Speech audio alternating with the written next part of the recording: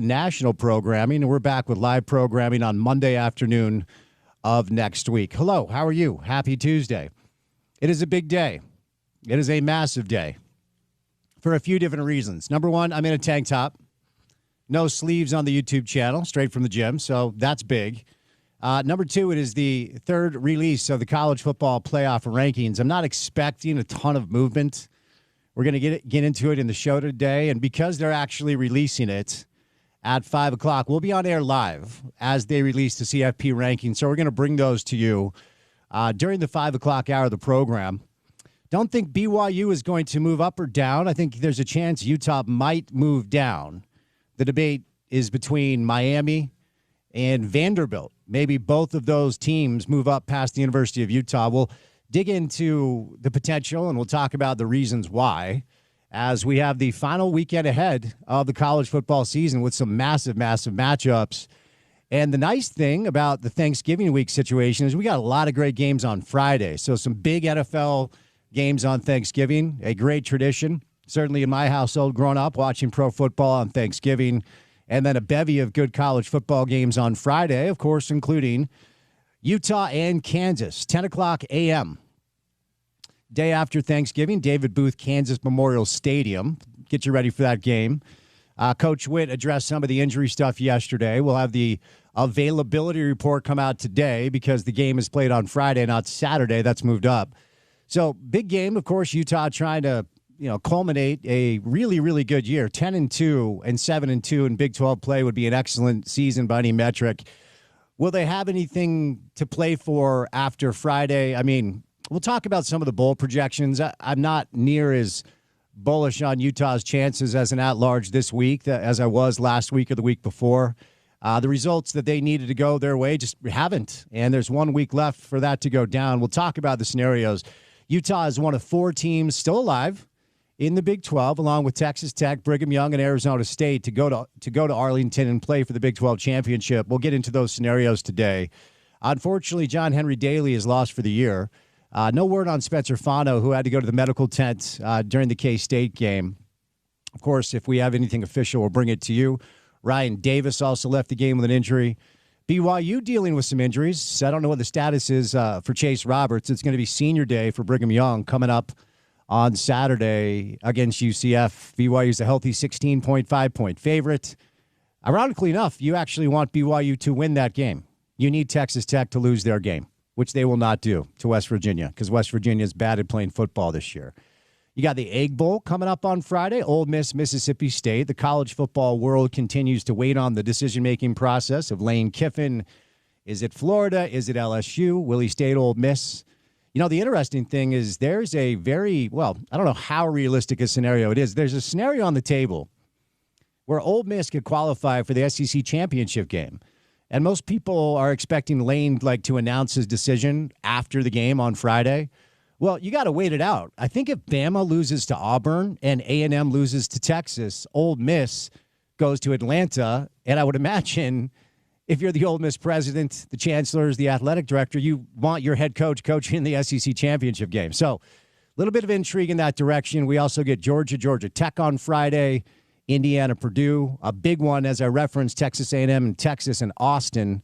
Texas A&M has a chance to eliminate their rival entirely from the CFP, and Texas has a chance to get back into the conversation with the win. Late night game on Fox on Friday, Arizona State, Arizona. You actually have, if you're a Ute fan, you want Arizona State to win that game. Your only path in is if Texas Tech loses. So that's your only hope if you are a Utah fan. But we'll go over all the scenarios on the show today. Your week in pro football ended last night with a pretty impressive defensive performance from the Niners, who are without Fred Warner, and Bosa's hurt as well. But the Niners didn't have much trouble. They overcame 3 interceptions early from Brock Purdy to beat the Panthers 20-9. San Fran now is 8-4. They're 3-2 in Santa Clara, and right in the mix of things. Week 13 will get going on Thanksgiving Day. Packers, Lions, Chiefs, Cowboys, Bengals, and Ravens. The return of Joe Burrow for the Bengals, which doesn't make a ton of sense. They're pretty much out of it. If it was me, I'd keep him on ice, keep him fresh for next year. The Chiefs-Cowboys game is massive for both teams. We'll get into some of those scenarios on the show today. So a lot to do. The Utah Jazz were in San Francisco last night, and they got beat pretty good by the Golden State Warriors. The Jazz have now lost 3 straight basketball games.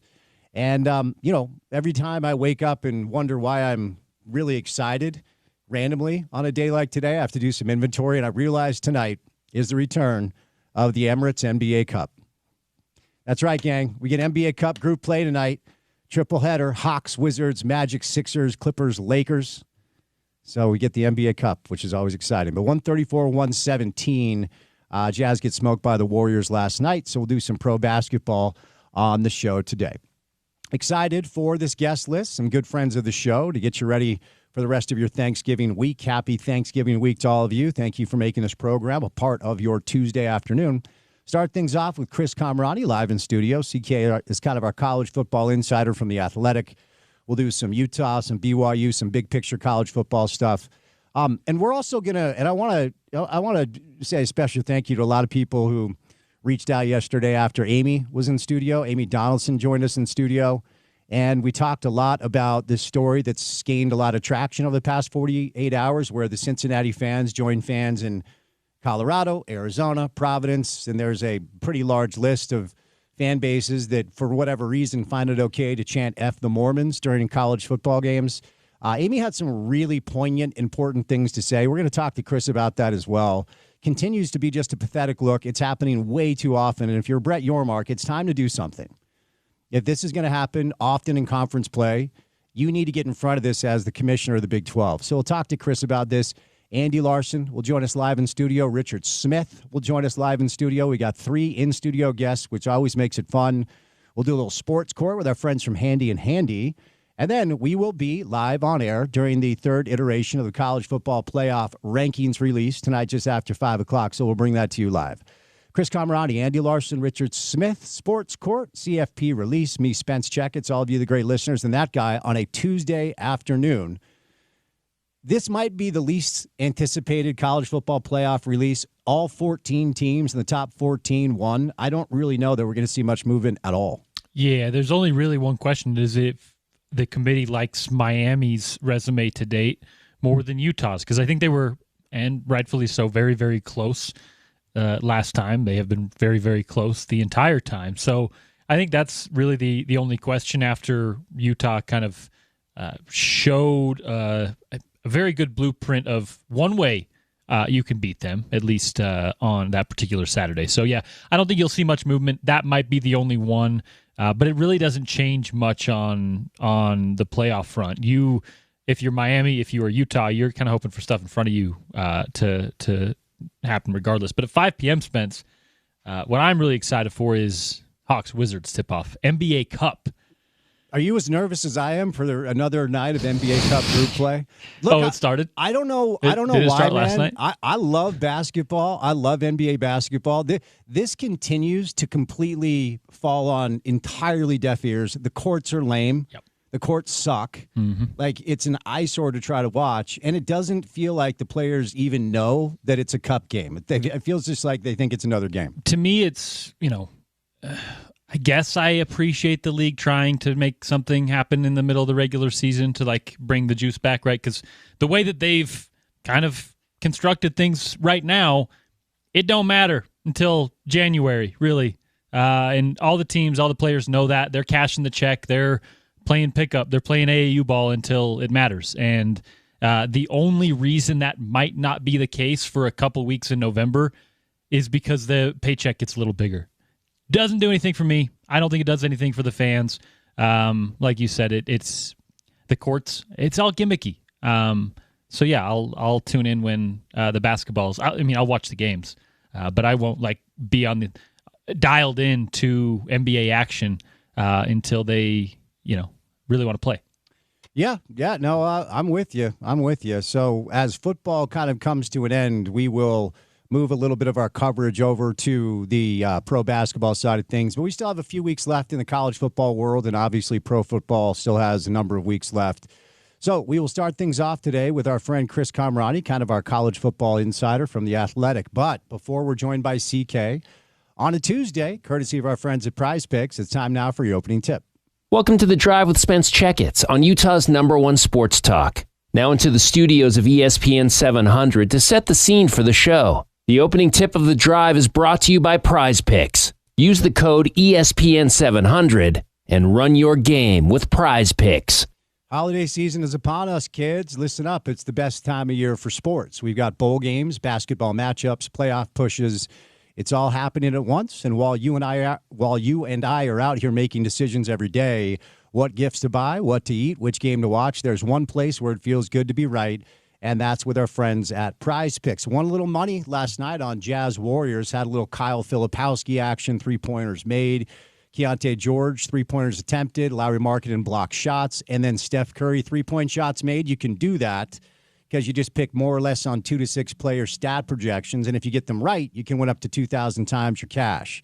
So there's a new feature alert. Prize Picks now has early payouts. And if your lineup gets off to a hot start, you may now have the option to cash out on those winnings before the game even finishes. And if your fantasy football season is basically over, you can play fantasy football every week on Prize Picks. All you do is pick your favorite players, and when they hit their projections, you will win, and that's no draft required. Step number one is you download the Prize Picks app today, and you use the promo code ESPN700 to get $50 in lineups after you play your first $5 lineup. Promo code ESPN700 to get $50 in lineups after you play your first $5 lineup, because on Prize Picks, you already know that it's good to be right. All right, tonight, 5 o'clock, the third iteration of the college football playoff rankings will be released, and every team in the top 14 from a week ago won their game.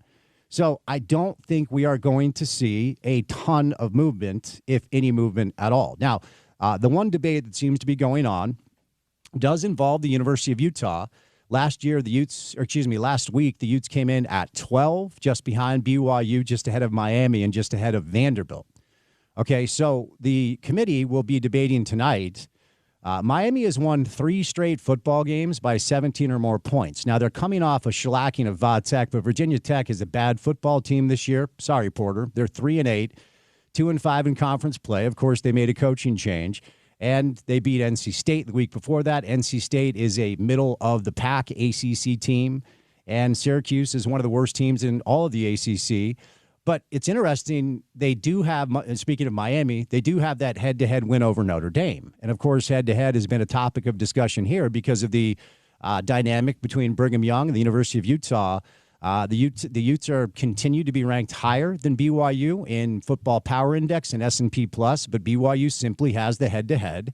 And BYU's only loss of the season is on the road to a team who, after tonight, I believe will still be in the top 5 in the CFP rankings. And, there's all this conversation about will the committee look at Miami and their 3 straight wins and a strong performance, albeit against a bad team in Va Tech, in a way that will catapult them above the University of Utah. And they also might do the same thing with Vandy. Vandy just beat Kentucky, who actually Kentucky's a team that's played a lot of really good teams really, really tough all year long. Now, they're only 2-6 in conference play and 5-6 overall. They also beat Auburn before that. Of course, Auburn is down this year. A really close game against Texas. They've got a top 15 win against Mizzou.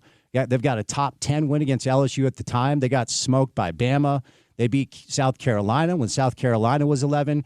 There is a chance that tonight, when the CFP rankings are released, we could see Utah fall to, I would say, maybe 15 or 14, and potentially Miami and Vanderbilt jump the Utes. There's a potential of that happening. So I don't think Utah will be below 14, but I'm not sure they're going to stay at 12. All 14 teams ranked in the top 14 of the CFP rankings won their game a week ago. Ohio State smoked UCLA. Indiana took care of Wisconsin. A&M beat South Carolina. We know Georgia, of course, beat Texas. Charlotte, Samford, those are the SEC opponents from a week ago.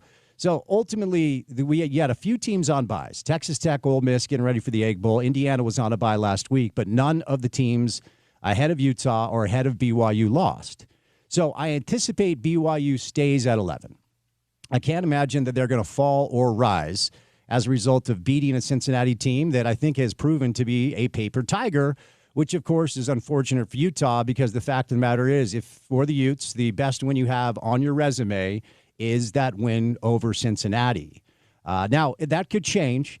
Because potentially, what does the committee do with Arizona and Arizona State? Utah does have a win over Arizona State. Now, we know that was without Sam Levitt. Arizona State, without Levitt, has still been able to tread some water. It's not like they're a bad football team. But if you're the Utes, you just don't have anything you can point to other than simply smoking mediocre teams, except for last week, and that's where it gets problematic. Bottom line is the comeback win over Kansas State was really fun. It was obviously very emotional, as Coach Witt, kind of expressed at the podium. That was a game of ebbs and flows. It felt like Utah was absolutely screwed. And then a confluence of a bunch of factors fell into play. A great pick two, as we're calling it, by Tao Johnson, a big-time stop by the defense, a Devin Dampier moment. Of course, if you were in that stadium, you're going to remember Devin's big run on the final drive and then ultimately punching it in for a touchdown. And it felt just so apropos that a Barton picks off the pass to end the game on senior night. And it was great to see Lander do that.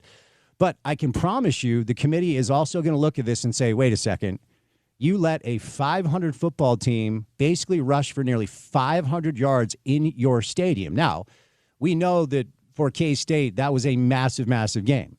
And they threw everything they had at the Utes. And you give them a lot of credit for rolling into Rice-Eccles and playing that game.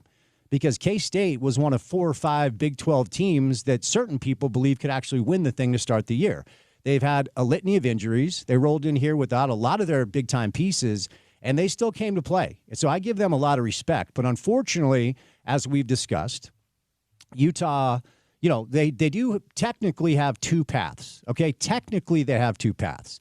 At this point, it feels like they only have one, and that path is not very likely to go down. Essentially, what you need, if you're the Utes this weekend, you need Texas Tech to lose to West Virginia. And I hate to break it to you, that is the most minute of possibilities. Then you want BYU to beat UCF, and you want Arizona State to beat Arizona. Okay, and if that goes down, Utah makes it into the Big 12 championship game against BYU. Okay, you get a rematch against BYU. And boy, I can tell you, those guys up on the Hill would love the opportunity to see BYU again on a neutral field. So that's the path via the Big 12 championship game. But the other path, up at least, this is my opinion, the other path up until Saturday was to continue to do to Kansas State and Kansas what you did to Baylor, Cincinnati, and Colorado, and that is continue to just blow the brakes off of teams and make it not even close. Because if they were able to do that, there was a scenario in play, according to projections, where if BYU went back to the Big 12 championship game, which it looks like they're going to do, and they played Texas Tech, and it was another embarrassing loss, and BYU got their ass kicked again, in that scenario, there was a small chance that the committee who favors these metrics that still really like the Utes would have included Utah in as an at-large team. That possibility, to me, after a close win against a mediocre Kansas State team, is now dead.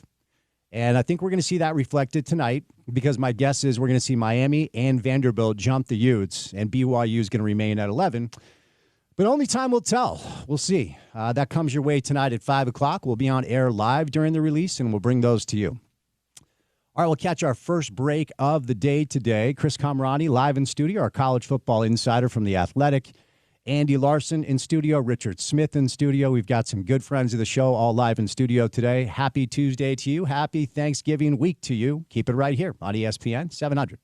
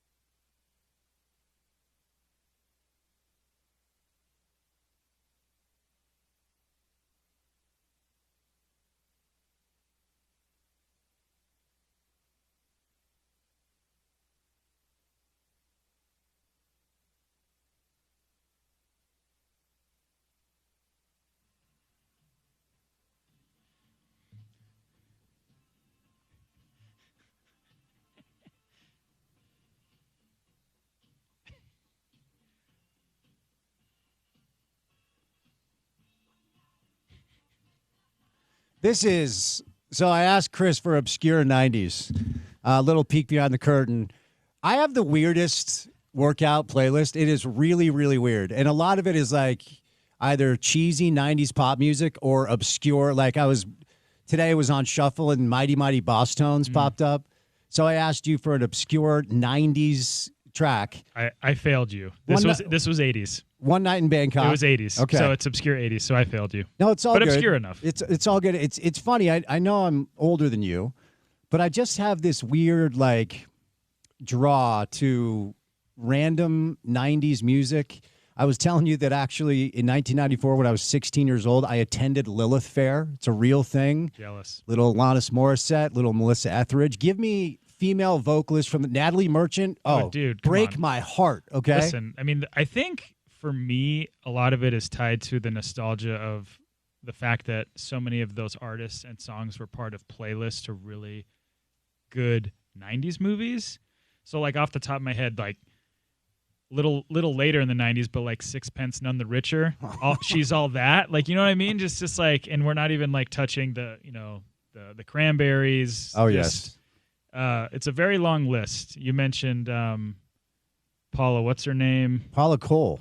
Sarah McLachlan. Indigo Girls. So I misspoke. It was 97. And here was the lineup. Sheryl Crow, Jewel, Indigo Girls, Fiona Apple, Tracy Chapman. She's got a fast car. Lilith Fair, man. Wonderful, wonderful experience. But little known fact about me. That's your workout music. I've honestly never shared it with anybody because it's somewhat embarrassing. Your levels of toxic masculinity are so low. Okay, let's lean into this today on the program. No, there's something about female vocalists from the 90s that just take me back to my high school years. Anyway, hello, Chris. How are you? I'm good, man. How are you? It's great to see you. Thank you for the time. Yeah. Happy Thanksgiving week to you and your family. Ditto. Okay, so we had Amy in yesterday, and I mean, you've known Amy for years. She's the best. And we got a lot of feedback on the segment we did as a result of yet another fan base electing to utilize the F the Mormons chant during a college football game. This time it was in Cincinnati. This came on the heels of the LDS Church donating 27,000 pounds of food to the Cincinnati Food Bank on campus to help out kids with food insecurities. And this is the chant that they elect to go with. You know, this is a fan base that not too long ago raised $180,000 for the team barber for Texas Tech, whose wife was hit and injured by a drunk driver. And I just don't I don't love whataboutisms, as you know, and I don't love like parallels that might be a little loose. But if this fan base, joining fan bases in Colorado, joining fan bases in Oregon, joining fan bases in Arizona at a basketball game, Providence at a basketball game, if a portion of this fan base elected to go with the F the Jews chant, they'd go to jail, dude. They wouldn't just be thrown out of the stadium, like they would be prosecuted. So look, Amy and I kind of unpacked this yesterday.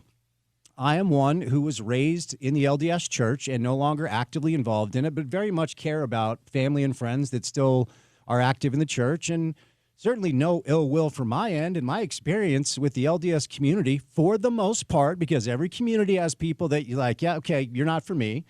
These are good people that love their families, love their communities, and I think genuinely try to do good things. And I don't understand why this seems to be so like universally accepted and like swept under the rug after one like benign apology. It's especially bad because it was the marquee Big 12 game of the week as well. It was, I think at that time, probably the biggest, most important college football game on in the country. Even if this was any random, visiting an FCS school or whatever, and this happened, it's still awful. To me, it's proof that we aren't as far down the line of being decent and good as we thought we should be or could be. Mm-hmm. We still have a very long ways to go, and I find this happening when it comes to just basic conversation, where you're coming across people who are either Gen Z or millennial or Gen X or hell, even boomers. They clearly don't remember what it was like to be told as a kid to just be kind. If you have nothing to say, don't say it at all. Mm-hmm. But sports, man, it brings out a very fascinating mob mentality. You feel part of a group, and if you are all, rooting for one common goal, you could potentially be, intoxicated on the feeling of being with your compatriots and all of that. And it is unfortunate because, it is not original. It's offensive. It's tiring. I don't know what it accomplishes because, I understand that it's targeted towards BYU, but you could, in theory, they could do the same thing to any University of Utah team that shows up on the road and play. I mean, I would venture a guess that half of the players on that team, maybe a little less than half, are LDS. All the prominent coaches, for the most part, on that staff are LDS. I'm always going to go down I'm always going to go back to you need to educate your children on what's acceptable and what's not. And clearly we're failing, man. I don't remember this being a thing when I was young. I don't either. Even within the last maybe 10 years, maybe it started percolating a little bit more, but I can't remember the first time I remember hearing this. Yeah, and I don't know how maybe it happened and we didn't have social media and there weren't videos taken of everything because now everything is on video. But we should call this out for what it is. This is religious bigotry. Yeah, it's hate speech. Yeah, it's hate speech and it's religious bigotry. And I know what you're saying as far as your point, they're targeting BYU because it literally was in a game against BYU. Yeah. This is targeting more than just BYU. When you make it about the religion, you're targeting far more people than just BYU football or the BYU fans in the audience. You're targeting an entire group that, in my opinion, has a culture that, for the most part, is steeped in service and helping people. Now, it doesn't mean that there are certain elements about groups that you should talk about or maybe even be uncomfortable with, and I'm fine speaking truth to power. But look, my uncle ran the LDS response service, the emergency response service, for a number of years here in Salt Lake. They're boots on the ground in emergency natural disasters. Yes, like emergency situations, tornadoes, hurricanes, whatever it is. The LDS Church is boots on the ground, there to help. Okay, and so I just. And the reason why I want to talk about it and talked about it with Amy yesterday and you today is I'm trying to wrap my mind around why this seems to be so acceptable. Because, Brett Yormark, if you're listening, and I know that you are, huge fan of the drive. You need to get in front of this as the conference commissioner in the Big 12 because it's happening too much in these conference games. Yeah, it's in your footprint in several different locations. And CK, if it was the Catholics, if it was the Jews, if it was the Muslims, it would be handled. And because it's the Mormons, it's not. And I don't fully understand it. I don't either. This goes back to the education part. I think we still deal with this national perception of what members of the LDS faith represent, how they are. Listen, man, I mean, as recently as 10 or 15 years ago, when I was back in California visiting family members and I'd meet, my cousin's friends and I'd tell them I live in Utah, they'd be like, how many wives do you have? Yep. Tired, I almost swore, tired stuff, man. It's very low-hanging fruit.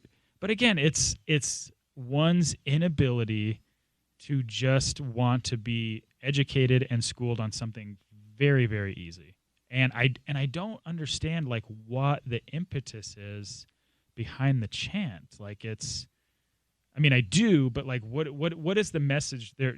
The message they're trying to convey is you aren't welcome here. And that is not acceptable in 2025. But again, you can go all the way to the top of the power ladder in this country. We're pretty ugly to each other. Yep. And unfortunately, I think that's become all too acceptable in pretty much every phase in life. We always talk about the keyboard warriors and how they're happy to anonymously peck away on the keyboards.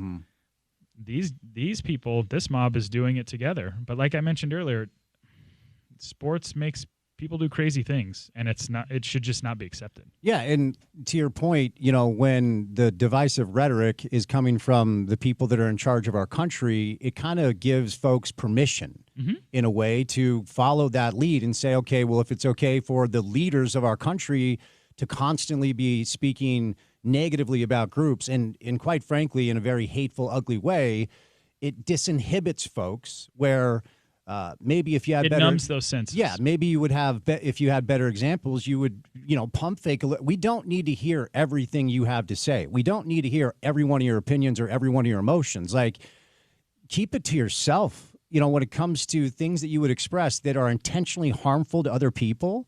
To your point, I feel like most all of us were raised like, no, don't do that. And there were consequences. Consequences. Yes, exactly. Which I feel like I'm painting with a very broad brush here. I feel like those don't necessarily come down either on an individual or a collective effort the way they used to once upon a time. It's an excellent point, because not only are there not consequences at times based off of, and you and I have talked about this for really years now, the social media algorithms are out there intentionally to divide us and push us against each other. So not only, CK, are there no consequences for the hate speech, oftentimes there are people being rewarded for it. Somebody's making money off it, as gross as it is because to say. They're getting all of this engagement, like the Nick Fuentes kid, this POS, who simply is all about hate at all times, but he's built a following because the algorithms will latch on to the hateful speech because they know it leads to engagement. Engagement leads to clicks. Then you can sell a Mazda ad. And so you're making money off the fact that they're pitting us against each other. So not only a Miata, certainly, not only are there no consequences for saying these horrible things about other people, you're actually rewarded in a pretty sick, perverse way because you can make money off of it. I think the way I look at it, or one of several ways I look at it, is I think you can make an argument that BYU maybe has the largest consistent traveling fan base or away fan base in all of college athletics. It's certainly up there, yeah. So what are these? I will assume that a lot of them are young adults. What are these young adults saying to the 10-year-old kid who is a member of the church who lives in Louisville, drove an hour and a half, mom and dad went to BYU, they're BYU fans. How is that 10-year-old kid going to be told by his mom and dad, like, why are they saying that about us? It's a good point. We're just here to watch Bear Bachmeier. Right.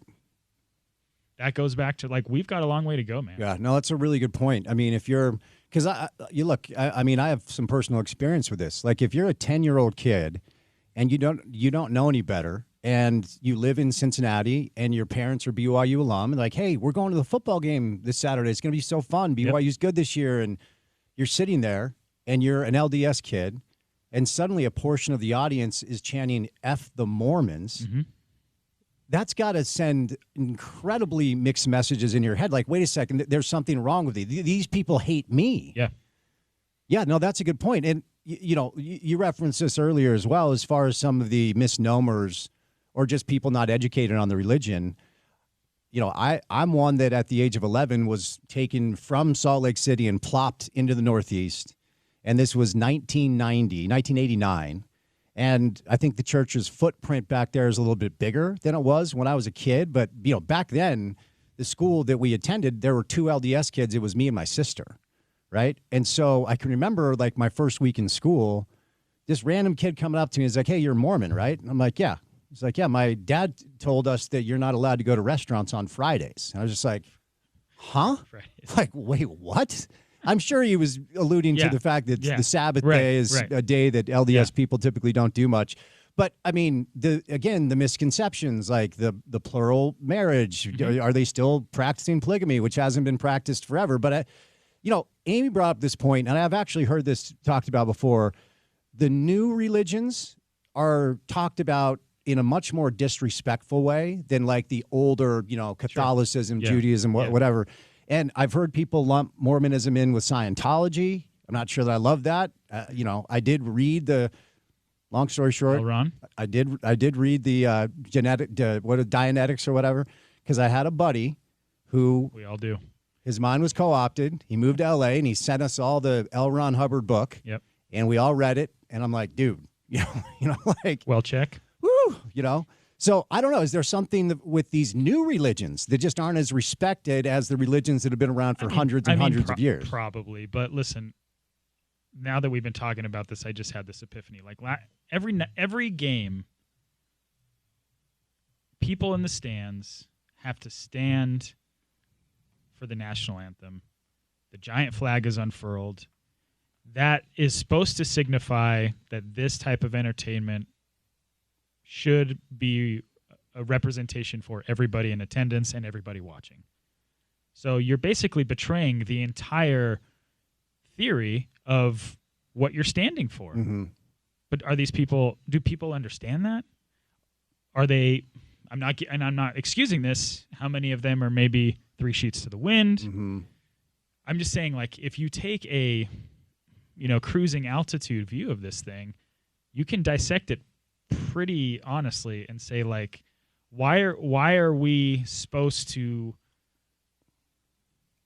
be one nation for all before the ball is kicked, and then allow a portion of a fan base to literally spew hate speech because the other team is primarily of one, religious faith? It just doesn't compute. But a lot of things don't compute right now. Yeah, I mean, it does fly in the face, and Amy and I discussed the First Amendment yesterday, which is something we all should value. Certainly with what you and I do for a living, we need that to be supported and valued.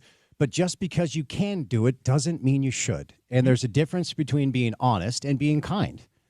And to your point, like, why don't we err on the side of kindness more than we do when it comes to broad brush statements about an entire group of people? Just because maybe you've had a poor experience or you have felt judged or ostracized. I have a hard time.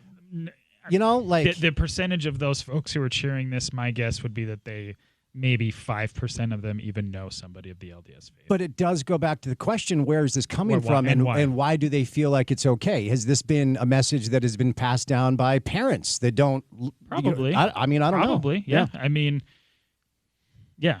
How many kids nationally understand the LDS Church through the entertainment vices of South Park? Sure. Or the Book of Mormon musical. Yeah, Yes, people should be better, but clearly they're not.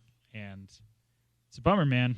But I agree with you. I think the Big 12 Conference and Brett Yormark really need to make a statement once this season ends. I mean, or even going into basketball season. This isn't like you said, this is not a football specific chant. This is not specific to Saturdays. Yeah. Like, this is something that we've seen at basketball games before. Well, and look, you know me. I'm a fan of comedy. I'm a fan of stand-up comedy. I'm a fan of comedy shows. I let my kid watch Family Guy probably way too young because I actually thought it was important with certain things they tackle. And South Park has 25 seasons of taking cracks at everybody. Mm-hmm. And I do think there is a place for satire in society when it comes to politics and religion that can be fun and funny.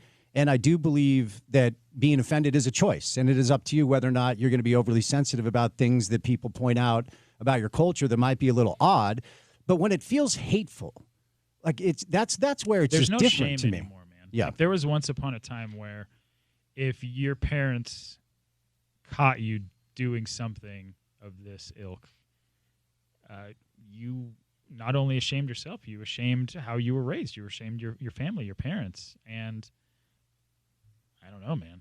Clearly, folks do not give a you-know-what anymore. And that's unfortunate to me, because when you don't have anybody to respond to, if nobody's holding you accountable, then you feel like you have carte blanche to say whatever you want, whenever you want, wherever you want. Yeah, look, whoever it is, they should be ejected from the stadium immediately. Oh, they should. I mean, like, let's have consequences, man. Like, that's what I'm lifetime saying. Ban. Sorry, that's what I'm saying. You had your chance. Yeah. This aggression will not stand, as the dude once said. The dude did say that.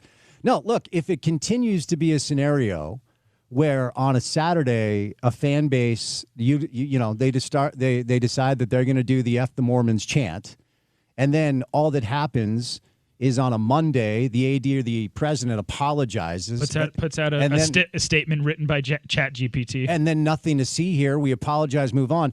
If that is what the deal is, this is going to continue until Brett Yormark or someone else from the Big 12 sends a message like, look, if this happens again, we are going to do our best to identify every single person that participated. You are going to be kicked out of the stadium, and you're not allowed to come to football games anymore. You know what happens in England when there's, racist chants or fans? They are legitimately identified by Big Brother. They are found, and they get the heave-ho straight red card for life. Yeah. And you know why? Accountability. That's what needs to happen here. So the statement that was released by the Cincinnati Athletic Director said, quote, "On behalf of the University of Cincinnati and Bearcat Athletics, I want to sincerely apologize to the BYU community and the Church of Jesus Christ of Latter-day Saints. The use of offensive or religiously derogatory language by a group of fans during Saturday's game was unacceptable and does not reflect our values." And again, this came off the heels of the LDS Church donating 27,000 pounds of food to the University of Cincinnati Food Bank, which was the largest donation in the history of that food bank to support students at this institution who have food insecurities. The very people that decided to use the chant. The donation was to the University of Cincinnati Food Bank, the largest they had ever had. And it's the same group of people who LDS folk were trying to help that decided to utilize this chant. Like I don't know, man. It's wild. My fear is that it will also only further a mindset of members of the church feeling like they don't belong in public society, that they are persecuted for their views, which is something that the church has been dealing with since its founding. And what founding members of the church dealt with, 200 years ago. And a lot of members of the church still feel this way. Mm-hmm. And if you can't go to a football game to cheer for your team, come on, man. For sure. It is, and this is going to sound super cornball, but as a parent now, my mindset has shifted. Mm-hmm. I'm not saying before I thought it was acceptable, but now I think of me being at a game with my son and dealing with something. I mean, listen, look at me, man. I live here, and I've dealt with my own stuff here. I know. And it is what it is. You want to be able to make it better for those who come after us. And the fact that this continues to happen only makes me worried that 10-year-old kid who drove an hour and a half to watch his favorite team play is going to go to school the next week and be worried that people are going to be judging him because he's of the LDS faith. For our listeners that do not have a visual of Chris, they're on YouTube. Our YouTube viewers can see.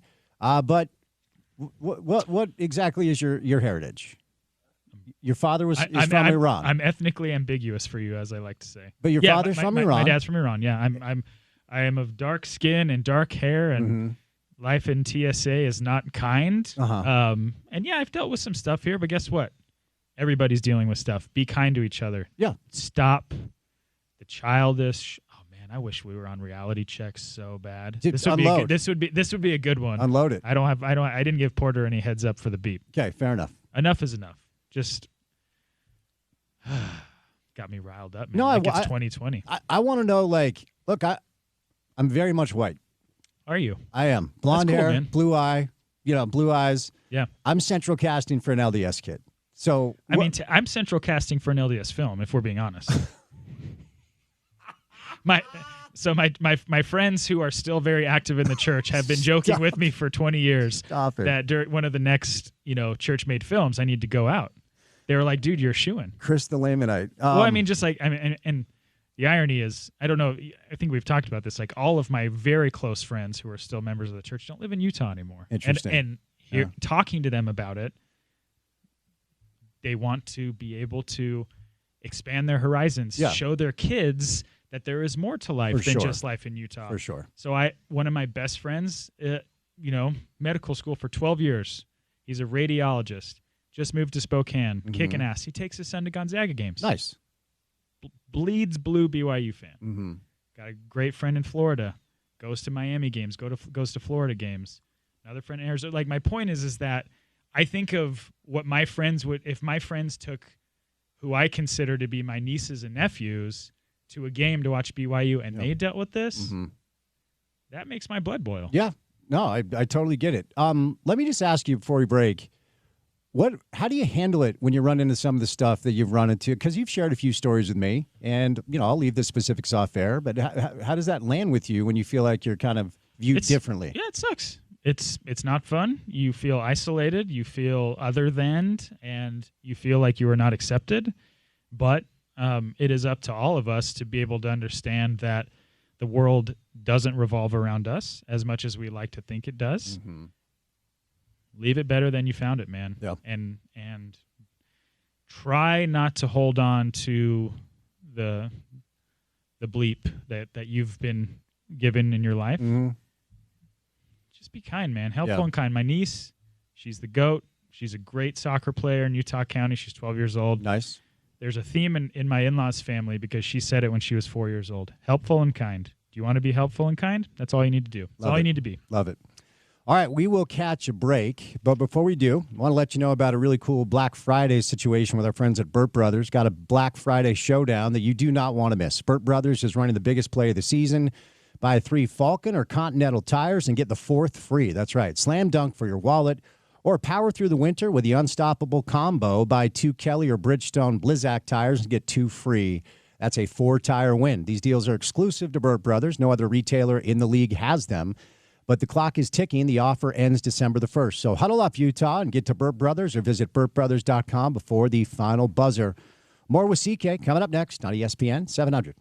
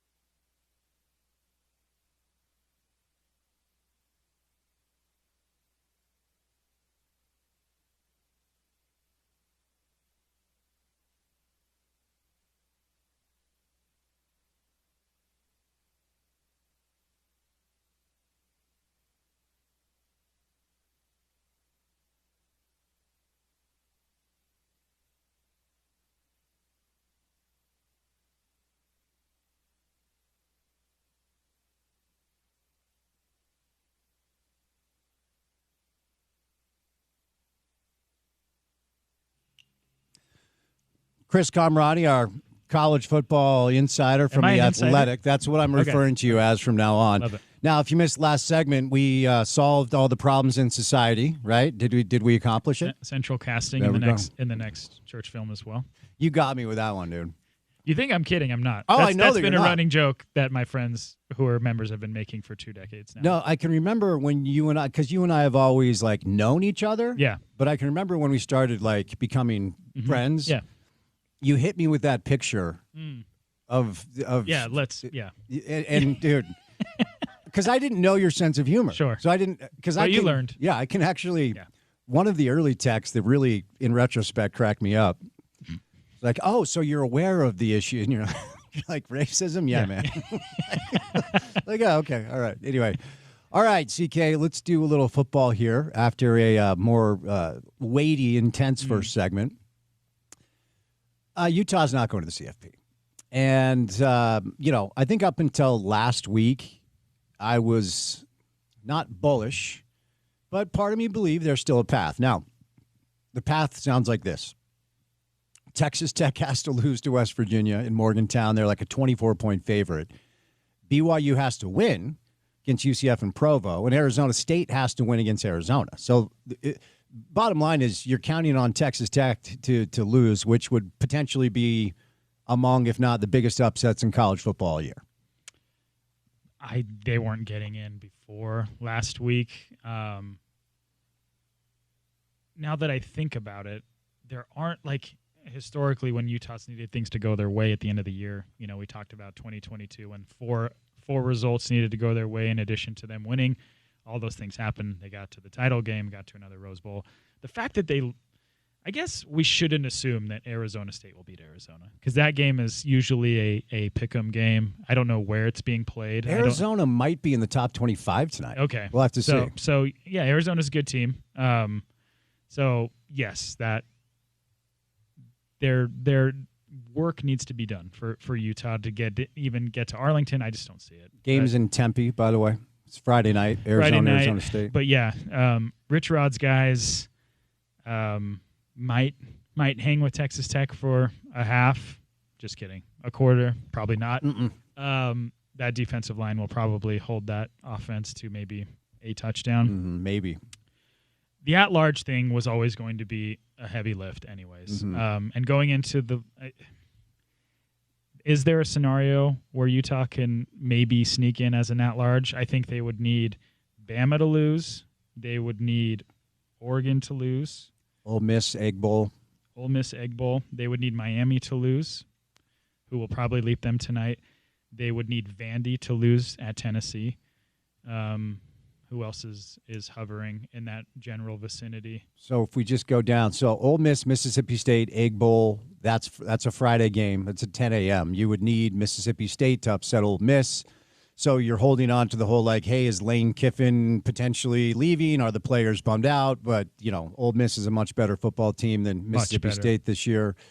Can Georgia Tech upset Georgia? I feel like Georgia at this point is as good as anybody not named Ohio State. Yeah. And they're fine with, okay, you guys go to Atlanta and we'll just chill because we're going to be in the CFP. We don't want to play in the SEC. Well, I'm sure they would like to play in the SEC championship game.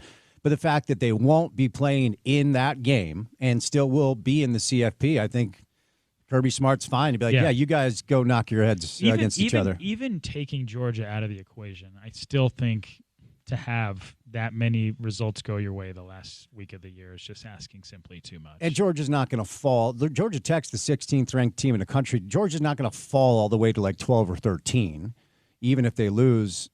Texas A&M, Texas, Austin, that's an interesting one. But again, A&M is clean, so one loss doesn't cause this precipitous fall. I think a Texas win over A&M puts them back in the conversation. And there actually is this weird scenario in play where if Auburn beats Alabama in the Iron Bowl and Texas beats Texas A&M in Austin, Ole Miss actually would qualify for the SEC championship game.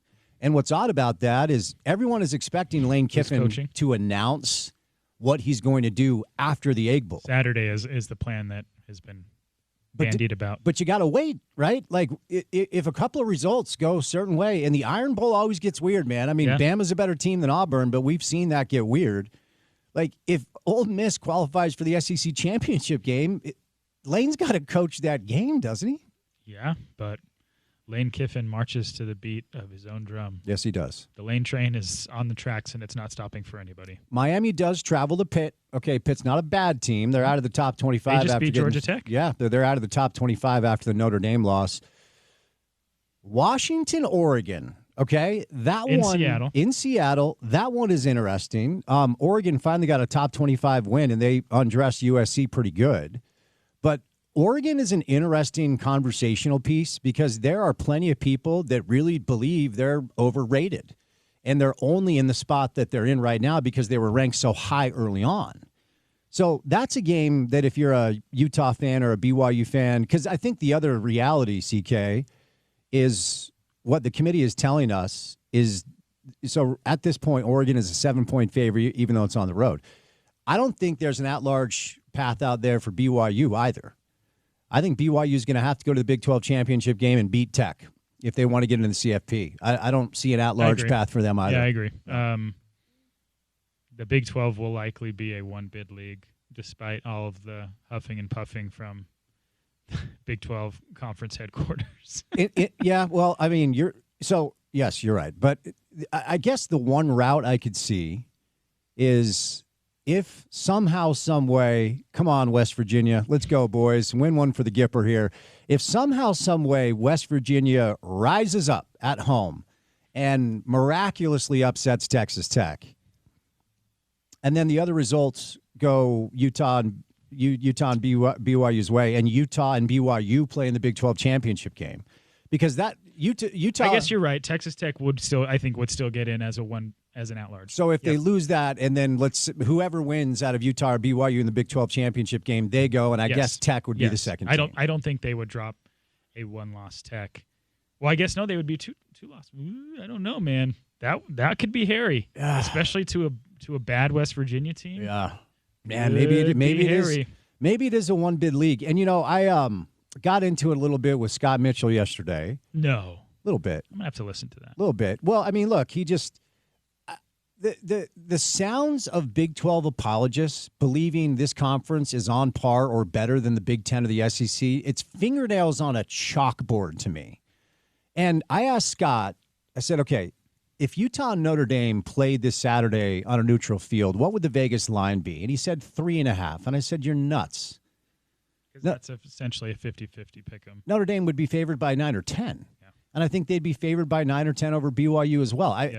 The only team in the Big 12 that I think has proven that they have a shot to throw punches with the other top 10 teams in the country, all of whom are in the Big 10 or the SEC, is Texas Tech. Yeah. They've earned that right. Yeah, I agree. Yeah.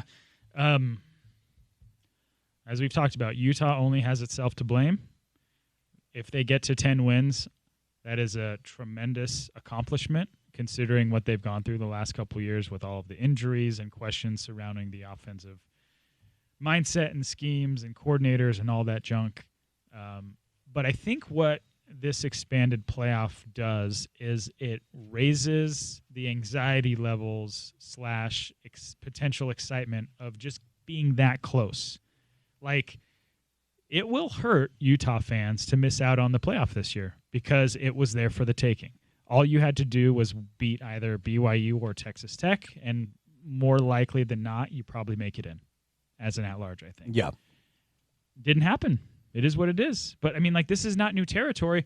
People forget Utah was one bad half away from making it when it was a 4-team playoff against Oregon in 2019 when they made the Pac-12 title game. This is true, yeah. Everyone thought that they were going to beat that Oregon team, but guess what? That Oregon team had Justin Herbert. Yes, they did. So you referenced this earlier. The only piece of intrigue, this is potentially the most uninspiring CFP release of all time because all 14 teams ranked 1 through 14 won their games a week ago or were on byes. Indiana was on a bye. Tech was on a bye. Ole Miss was on a bye. Ohio State smoked Rutgers. It was the annual SEC giving us the double bird. We don't have to play anybody weekend. So A&M beat Samford. Georgia beat Charlotte. Tech was on a bye. Ole Miss was on a bye like I referenced. Oregon beats SC. Oklahoma beats Mizzou. That's a top 25 win. Notre Dame Sorry, John Paul. Embarrassed Syracuse, Alabama, Eastern Illinois, 56-0. And then, of course, BYU, Cincinnati, Utah, Kansas State. Miami beat Tech, and Vandy beat Kentucky. So, as you referenced earlier, really the only intrigue tonight is what the committee does with both Miami and Vanderbilt compared to Utah. I think Miami's probably going to jump Utah. I wouldn't be stunned if Vandy did as well. Right now, two of the metrics the committee is telling us they use a lot, strength of schedule and strength of record. After Utah's win over K-State, strength of schedule, 55. Strength of record, 17. Miami's strength of schedule, 48. Strength of record, 15. So better than Utah, not by much, but still better. Vandy, strength of record, 26. Strength of schedule, 26. Strength of record, 11. There's a chance Vandy and Miami do jump Utah. They probably will. And I think that's the only really piece of intrigue. I think you'll see some continued hand-wringing about the Notre Dame-Miami. Yep. Because that seems to be the topic du jour this college football playoff season. And I guess justifiably so, because as you've said, as you know, I know people care what I think, but if you're not taking into account head-to-head matchups, regardless of what point in the season they're played, then what's the point of even playing the damn games? 100%, man. It is so silly that a sport that prides itself on all of this kind of, holier than thou, the importance of this all is basically, and I'm not saying it's not important to a lot of people. It is. It's $1 billion industry for a reason, but it all boils down to 12 random folks in a room. I think in Dallas or whatever, just being like, meh. Do you remember in early September? Come on, dude. Yeah. Get out of here with this stuff. Let me throw this dynamic at you, because I was reading a little something earlier that outlined one of the pieces of criteria, and this is the Jordan Travis rule. Now, that was a 4-team playoff, so in a 12-team scenario, Florida State would have gotten in. But the language of that piece of criteria the committee uses is we take into consideration the availability of players and coaches. If Ole Miss wins the Egg Bowl on Friday, and Saturday morning Lane Kiffin wakes up wearing a Florida hat or an LSU visor or half sweater or whatever, does that affect what the committee does with Ole Miss if they're losing their head coach before the playoff? Well, we're operating under the assumption they beat Mississippi State. Correct. So they would be a one loss, right? Yeah, they would be their one loss was to Bama or Georgia. I would want to say it's Georgia on the road. Okay, I'll look that up real quick. I think that's right. Georgia on the road, and it was 40. It was a one-score game between the hedges, so that was close. It will tell you that. People blaming the quote-unquote college football calendar and all this stuff, in my opinion, are wrong. If Ole Miss gets left out because of that, it is one person's fault, and it's Lane Kiffin's fault. Can you imagine what a pariah he would be down there? Like, I don't know, man. We all the hand-wringing about players transferring. If you're the head coach of a football team, you got to coach through the end of the year, especially if you have a chance to compete for a national championship. I think it's a bad look. And look, I get it. I'm never mad at anybody for going to get their bag. This is a generational opportunity for Lane Kiffin. It's like $100 million decision. But I think he's going to get basically the same offer at all three schools. But coach through the end of the year, even if you're leaving. I'm with you. Yeah. Yeah. I mean, if you're like a senior at Ole Miss and finally you have a chance to play in the college football playoff or maybe even the SEC championship game, the head coach of your football team should be contractually obligated to coach through the end of the year before he can take another job. Odds are if they do win, they'll likely have a first-round home game. Yeah. But they won't eat. Listen, if we are operating in the most theoretical of theoretical scenarios, I don't think Ole Miss would be left out. I don't think so either.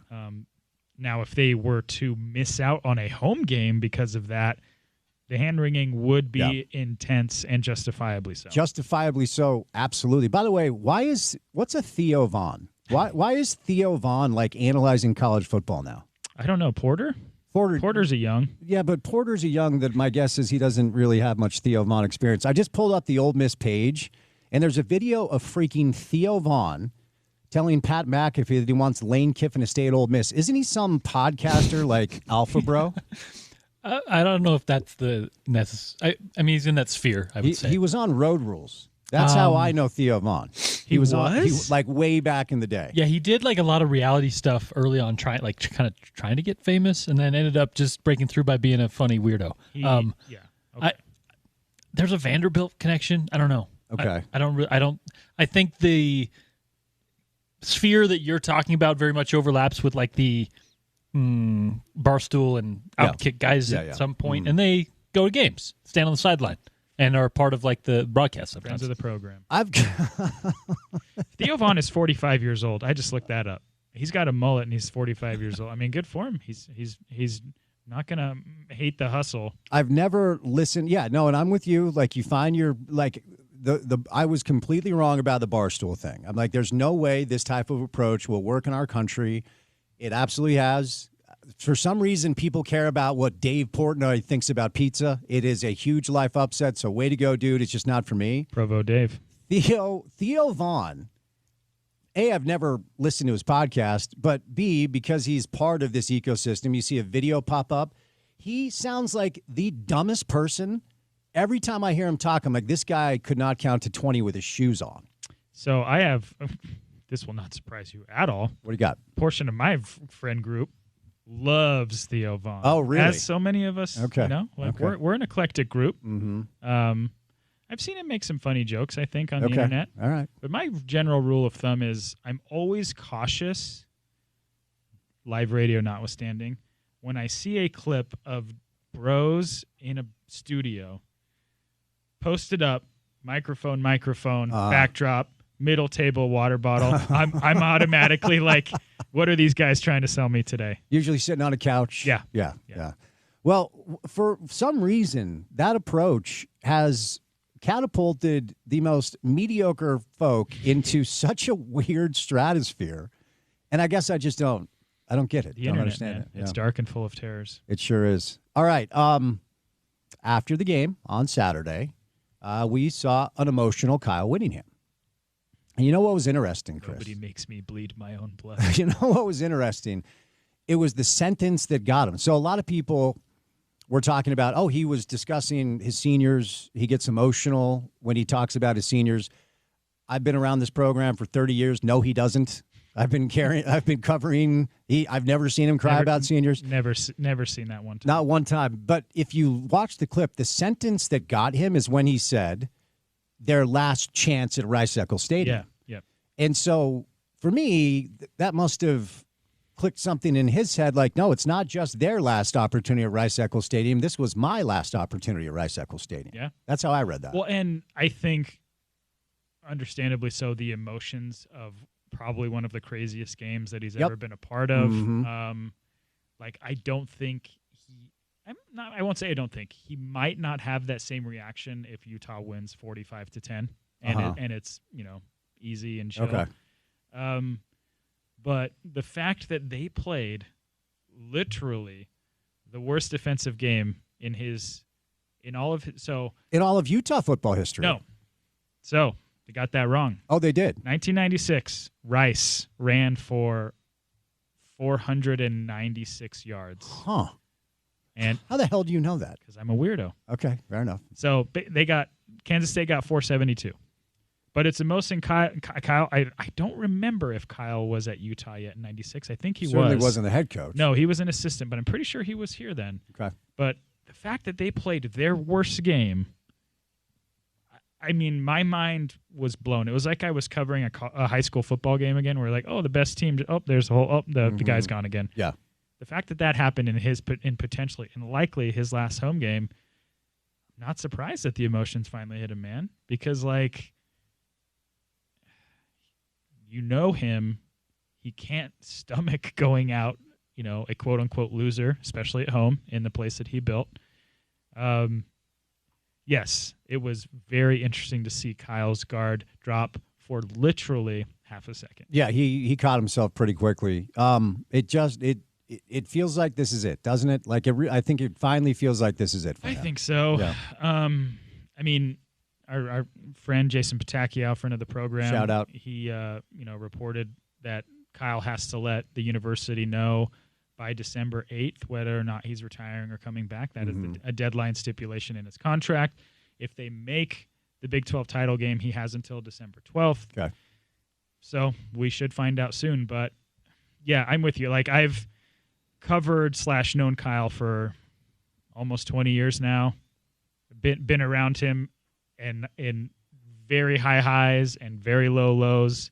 Never seen any. I mean, I talked to Kyle about coaching his son while Alex was dealing with mental health issues when he came home from his, like, real stuff. Yeah. Never came close.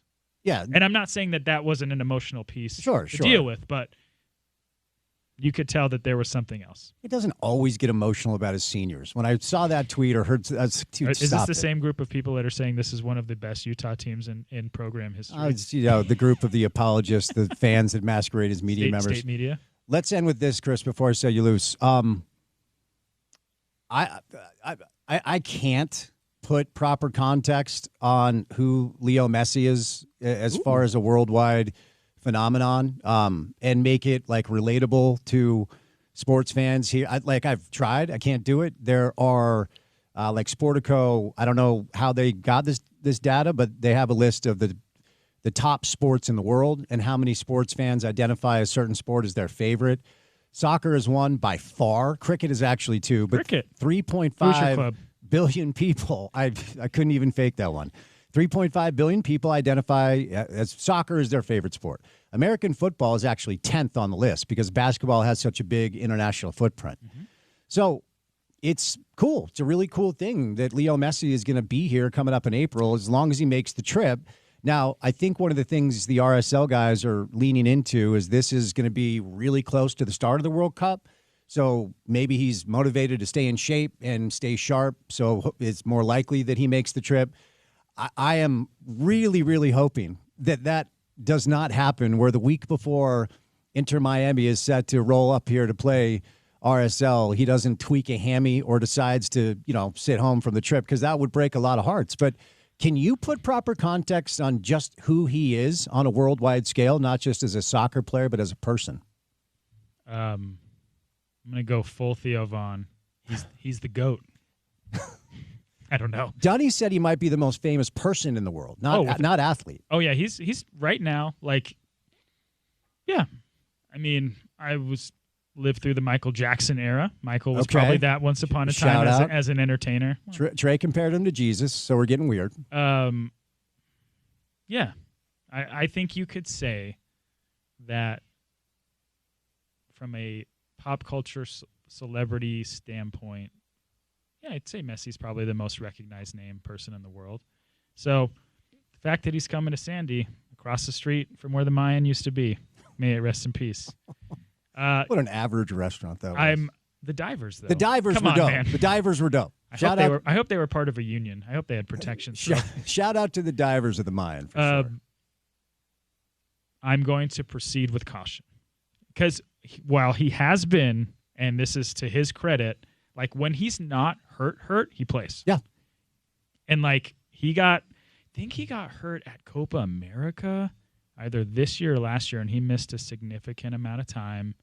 But a lot of these road games, especially on the West Coast, when he's available, he plays. He does not skip.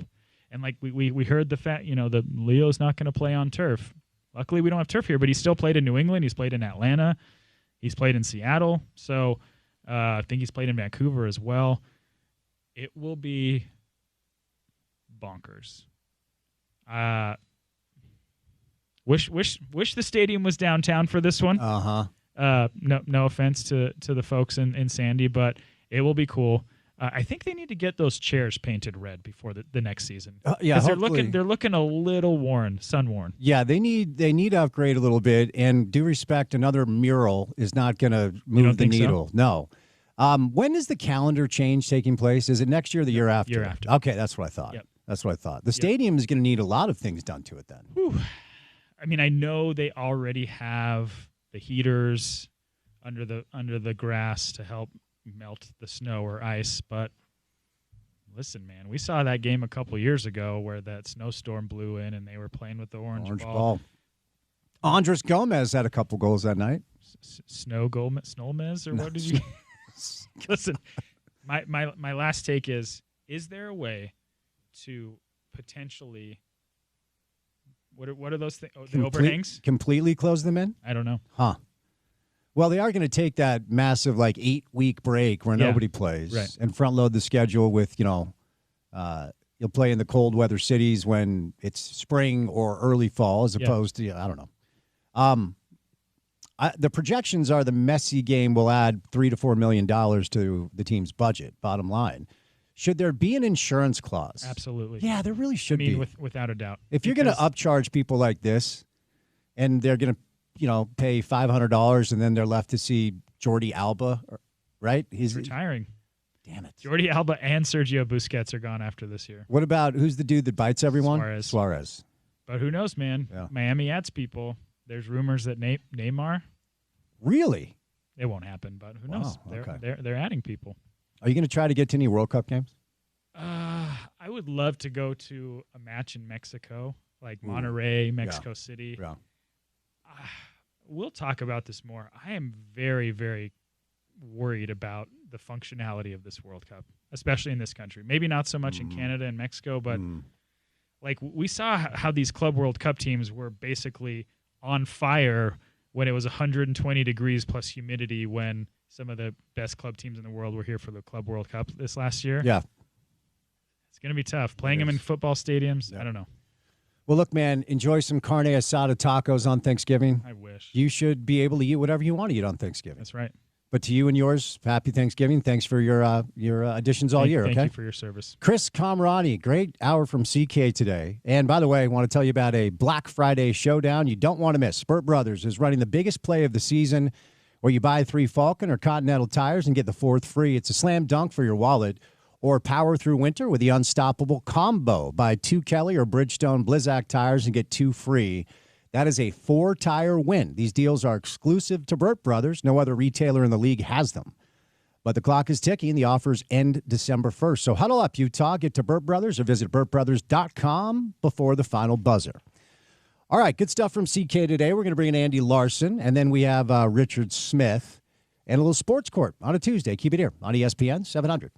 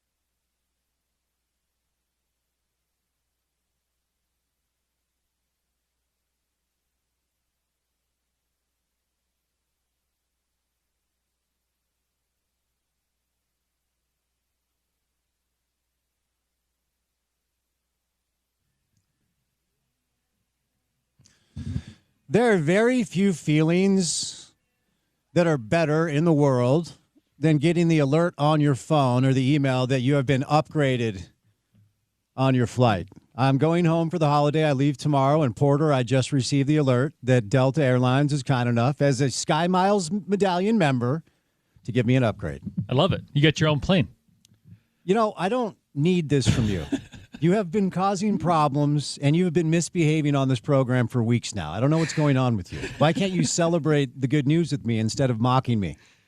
You thought it was funny. That's why you brought it to my attention. Yeah, it was funny. I'm very excited. From private to or from first class to private. That's enough. From coach to comfort. Okay. What's comfort? It's in between first class and coach. You get a little more room. You don't get like your own like whole. No. Come on. For $962, I can upgrade to first, which I will not do. Richard Smith. Hello, sir. How are you? You know, Spencer, you sound just like my wife, Linda, who's as soon as something comes up from Delta about upgrading or status or whatever, she's always right on top of it. In fact, she's always alerting me like, well, we're that flight tomorrow, we're on the upgrade list, but there's only 2 seats, and we're number 7, so we're not going to get it. So forget it. You know what? And she loves talking about all that stuff with some friends of ours who are always talking about, well, I need 2 more segments so I can get up to silver. I can do whatever or whatever, and they watch it like they watch the stock report every day or something. First world problems for sure. Yeah, but there you go. I very rarely get upgraded. This is maybe the 3rd or the 4th time that it's happened. So I don't know. There's like a dopamine hit when the actual alert comes in. It's very exciting. I know. You know what? It's probably the same exhilaration as the people who watch your show on YouTube or watching Spence Checketts in his sleeveless workout shirt. You continue giving to be, him a little something. You continue to be very obsessed with this dynamic. It's somewhat strange. You're the only one that brings it up. Look, you and Pat McAfee, you're right there, like going neck to neck. Would love his salary. Showing the guns off and showing giving the fans what they want. I know. Get it out I of your got system it. so you can move on. You seem to be very obsessed with this. I definitely come straight from the gym because sometimes it's the only time you can get your workout in. Do you ever get back east at all for holidays or anything? Yeah, Okay. We were I was back there last month with some family, and we had a family reunion of sorts with my sister and brother and some family members there, I get back to Connecticut about once a year, probably something like that. Very nice. Yeah. Hey, we'll get to some Jazz stuff. Have you been following the story of the Cincinnati fans with the chant? Yeah. F-U Mormon chant. Yeah. And look, if you don't want to dig into this, we don't have to at all. We had Amy Donaldson on yesterday, then CK and I just talked about it. You know, to call me a transplant is a little, incorrect because I was born here. We moved when I was 10, and then I moved back and went to the U and have lived here ever since. But certainly my formative years were spent in the Northeast where you grew up. And this has been home for you for, what, 40? Over 45 years. Yeah. So I just wondered what your perspective is on this, where it just seems to be like accepted by a lot of people. And the cycle is a certain portion of fans. I certainly would never, broad stroke everybody. Cincinnati, they now join Colorado and Arizona, Providence. It's happened in a bunch of different places. And what happens is a certain portion of the fans in attendance start this, F the Mormons chant. And then on Monday, the AD or the president sends out an apology. And then we all move on. Yeah. If this was like a F the Jews chant, you're getting thrown out and you might go to jail. There you go. Why do you think this is something that's tolerated in the way that it is? I don't know the answer to that part of it, Spence. I've often thought that the whole thing, because this isn't a new thing that's happened with BYU teams when they go on the road. It's my opinion, which means obviously 0 or less than 0. Means a lot to us. Is that it's usually, in my opinion, without information, most likely somewhat inebriated students from the fraternities or the sororities or the residence halls of those respective schools. They get together. They think it's funny. They don't think it's offensive. They think they're having fun with this kind of reaction to a school that they don't know much about. And you and I can both testify that most people, especially along the East Coast, and I think probably throughout the Midwest as well, don't know much about BYU, don't know much about the LDS culture. It's just something that they, most of them still think that anybody who has anything to do with the LDS culture, the men all have 3 wives, and all that kind of stuff, and they don't know. They're uneducated about it. They act ignorantly in those moments of time.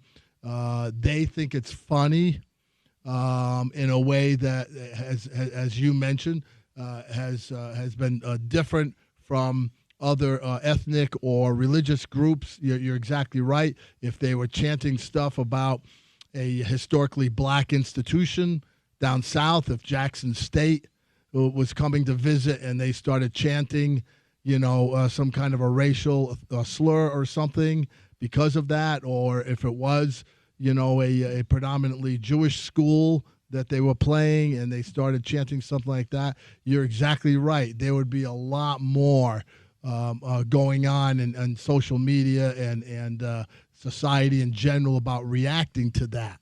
I think some of the lesser reaction, or the little thing like you I think you said it perfectly. The president comes out, he slaps the students on the wrist. They make some kind of public gesture, whatever, and then next Wednesday everybody's forgotten about it and they move on. And it wouldn't be that way if it was some other things. Why is that in relation to the LDS culture in this particular specific example? I don't know. I don't know the answer to that. I don't know why it's treated that way. I don't take it seriously when I hear it, because I automatically interpret that it's a bunch of drunk students who think they're being funny and they're not funny, and you don't pay it much mind. And I don't know. Maybe that's just my own, my own reaction to it, because I don't think it's anything that's done with any kind of serious intent to injure. I think it's people who think they're being funny when they're not funny, and they don't understand that. That's my interpretation. Okay, yeah, I think it's religious bigotry. I think it's hate speech, and because this is the 4th time this has happened in the Big 12, I think Brett Yormark has to do something about it. I think there need to be repercussions. If this happens, you identify to the best of your ability who's a part of it. You kick them out of the stadium. You say, you're not welcome here anymore. This is not okay. If it was a F the Jews chant, it would be CNN's lead story. Yeah. It would be the lead story on the nightly news. You're right. And as it is, there are a couple of clips on social media. It's not really referenced and talked about much anywhere. And I've mentioned it when it's happened before, but I think I just kind of reached a breaking point with this one, where it just feels like it's happening way too much, way too consistently to a group of people who, for all intents and purposes, are good people, family-oriented, and want to do good in their community. And the LDS Church donated 27,000 pounds of food to the Cincinnati University Food Bank before the game. Right. Largest donation they've ever had. A couple of weeks back, LDS members in the community at Brigham Young, they raised $180,000 for the Texas Tech barber whose wife was injured in a car accident caused by a drunk driver. Yeah. Like, these are people that genuinely try to do good, and I just don't think they deserve this. Yeah, and part of the issue, Spence, is it's not addressed and taken care of immediately when it's happening. Exactly. They just let go and we'll deal with it tomorrow. That kind of thing. It's something that should be addressed at the moment that it goes. It's not unlike, really, Spence, these hooligans, the guys who act in a similar way over in big time soccer matches over in Europe. When they start throwing stuff, or they start not just yelling, but starting fights in the stands with the other people or whatever. And the fact that they've tried to start clamping down on those and take measures about it immediately right on the spot. And why this hasn't taken place, to your point, in this regard, when it's happened over and over again. And albeit it's a different schools. It's not like they're going to the same place every year, and it happens the same place. But to your point, why don't they address it immediately on the spot when it's occurring is really kind of sad and kind of disappointing. Yeah, the initiatives that the English Premier League, the Premiership, has taken over the past few years to really try to eradicate the racist fans in their stadiums is they have facial recognition, and everyone's being filmed at all times. And as soon as there was an incident where I can't remember where it was, but I do know it was the Premiership, where a fan had thrown a banana peel at an African-American player. They eject him right away. And by the way, he's not welcome back. Right. You cannot come to the stadium again. This will not stand. And if there are no repercussions for actions, things won't change. No, you're right. So it's time something is done about this. Yeah. And the individual schools are going to say something. They're going to do something, whatever that is, as we've seen it happen time and time again. Why it happened? You know what? I give a BYU so much credit because when these things happen, they try and handle it in a professional way. They try and handle it, with try to understand that it's not the school that this small group represents, whoever it is, and they try and deal with it in a way that that makes sense for everybody. But it's just it's something that's the more you talk about it, the more I find that you're right on line with somebody's got to figure out something in that regard, because it's really quite unfortunate that in our society that you have that happens and then it happens again and then it happens again and we forget about it the following week. Yeah, no, and certainly for me, like, all hate speech of all kinds. One of the great things about our country is we do have the First Amendment. Yeah, you're allowed to do that. It doesn't mean you should. And millions of people over the years have migrated to the United States to practice their religion in peace because we're supposed to be able to do that. It just flies in the face of what I think is one of the unique things that makes our country a great place to live. Yeah, and look, you can read the letter of the law and you can read what you're supposed to do and not supposed to do, what it says, and everybody knows, whether it's written or not, how you should act, especially in social situations. Yeah. Okay. Yeah. Everybody knows, and so this thing about, well, nobody told me I couldn't. Give me a break. The social norms, it need to be put into place, and people need to understand those kinds of things.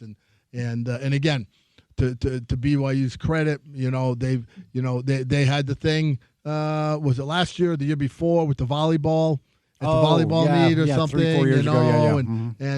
And again, and I thought Dawn Staley, who was the head coach at South Carolina, they were getting ready to come for a basketball game, and she said, we're not going to play there or something. And in my opinion, she overreacted in that moment to something that wasn't the school. She was taking it out on the school when we know it was an individual person that you can't control that at that moment in time, but you can react and do something that makes sense about acknowledging it. And these things just happen too often in our society, and too often, the athletic teams at Brigham Young University are subject to this. It's kind of a sad commentary on our society. I don't know what else to say about it. Yeah. No, it's a tough one. I appreciate your willingness to go there, and we'll move on, Smitty, because I know you woke up this morning and the alarm went off and told you that it's the Emirates NBA Cup tonight. NBA Cup, yeah, play tonight. Tuesday. See, now I thought they had scheduled it to go on consecutive Fridays. I thought they had just put on the calendar that it was just going to be Fridays every week in November, so that we all knew that the Cup was going to be on Fridays. Now I woke up this morning and there's some 3 games on a Tuesday, and so I'm really kind of thrown for a loop because I really don't.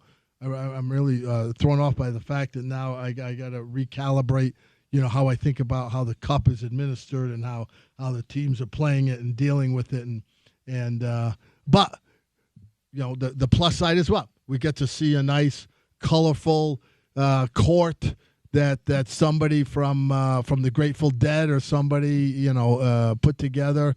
The rainbow colors or whatever it is that some team came up with, and that the NBA feels is warrants these kind of games. And they almost, to me, when I tune those in, Spence, it almost seems like in some weird way that the NBA is almost mocking itself by putting those kind of courts down that kind of almost make it cartoonish for the players to play on, which is kind of interesting. I don't know, I mean, I know they're trying to sell ads, and it's all in the name of sponsorship and viewership in the early weeks of the season, where people are still concentrating on college football and the NFL, and so the NBA is trying to get their piece of the pie by doing something like this, and it seems a little contrived in terms of the courts I'm talking about.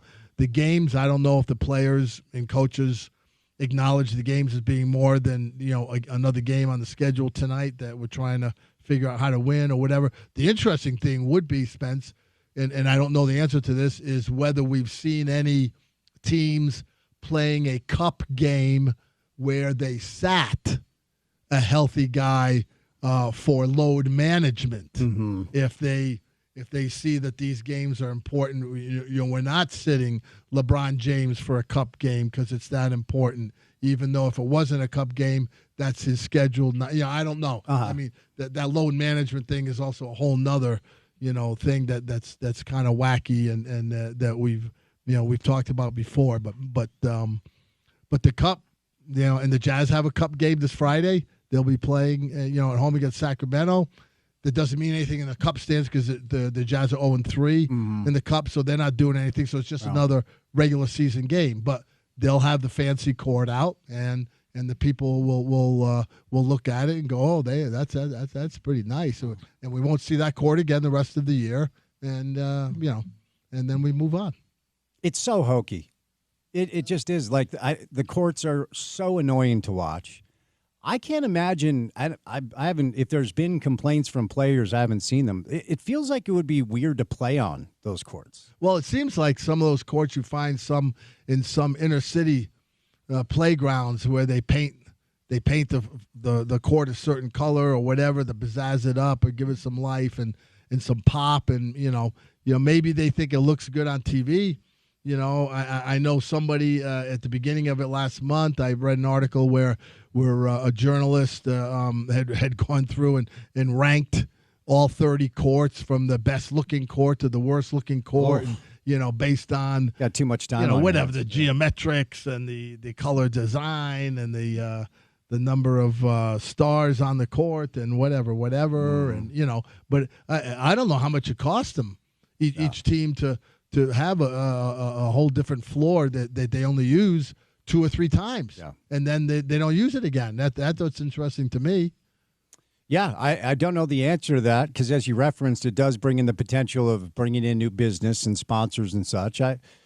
I respect any league or business that tries to adjust or adapt to the times and tries new things. I mean, I think the NBA has really always been good at that, being on the front foot to attempt to maybe change the all-star format or, whatever it is to try to garner interest. I don't know, maybe we revisit this in 25 years. It feels like there's literally a generation of basketball fans that have to digest this before it becomes anything at all. Well, what's interesting, Spence, is, as we all know, it's taken from the model over in Europe and the soccer leagues where they have this type of thing, but it's usually like in the middle of a season when the people running their respective league feels like, well, it's starting to get a little drudgery and it's starting to drag a little bit, so maybe we need to put something in the middle to kind of give it a little bit of extra juice or something. The fact that the NBA is doing it right at the beginning of the season it seems a little ill-fitting to me. Mm-hmm. I get the idea. I like the idea in some respects. Maybe it would be better, if they were doing it in January and early February, maybe something where they lead up into the All-Star break, and maybe this takes over the All-Star game where the Cup championship game is All-Star. I mean, I don't know, but it just feels like that they're doing it at this point in time to try and get as much sponsorship dollars and advertising and viewers eyeballs away from the NFL and college football, which would be interesting to try and figure out, does it actually do that? Because I don't know, because they're not doing it on Saturdays and Sundays when college football and the NFL play. They're doing it like tonight or Tuesday night when nothing else is going on, or Friday nights. And people, if they're going to watch sports, they're probably going to watch the NBA anyway, if that's on. I guess. I don't know how much having it be the NBA Cup attracts more eyeballs. I don't know what the stats are on that, and I'm sure they track all that stuff in terms of sponsorship dollars and revenue they're trying to generate. So you referenced load management, and I don't want to dig into that as a topic today. Oh, certainly. Come on. But here's what has happened, Smitty, and Steve Kerr spoke about this last week. Players have missed 10% more games than any other season since 2005. This is according to Yahoo. Currently, right now, 50% of the NBA's quote-unquote stars are injured, according to Yahoo Sports. They have identified 45 stars. 21 of them are currently hurt. And Steve Kerr recently really sounded off on this and talked about the pace and space of the modern game and how that's to blame.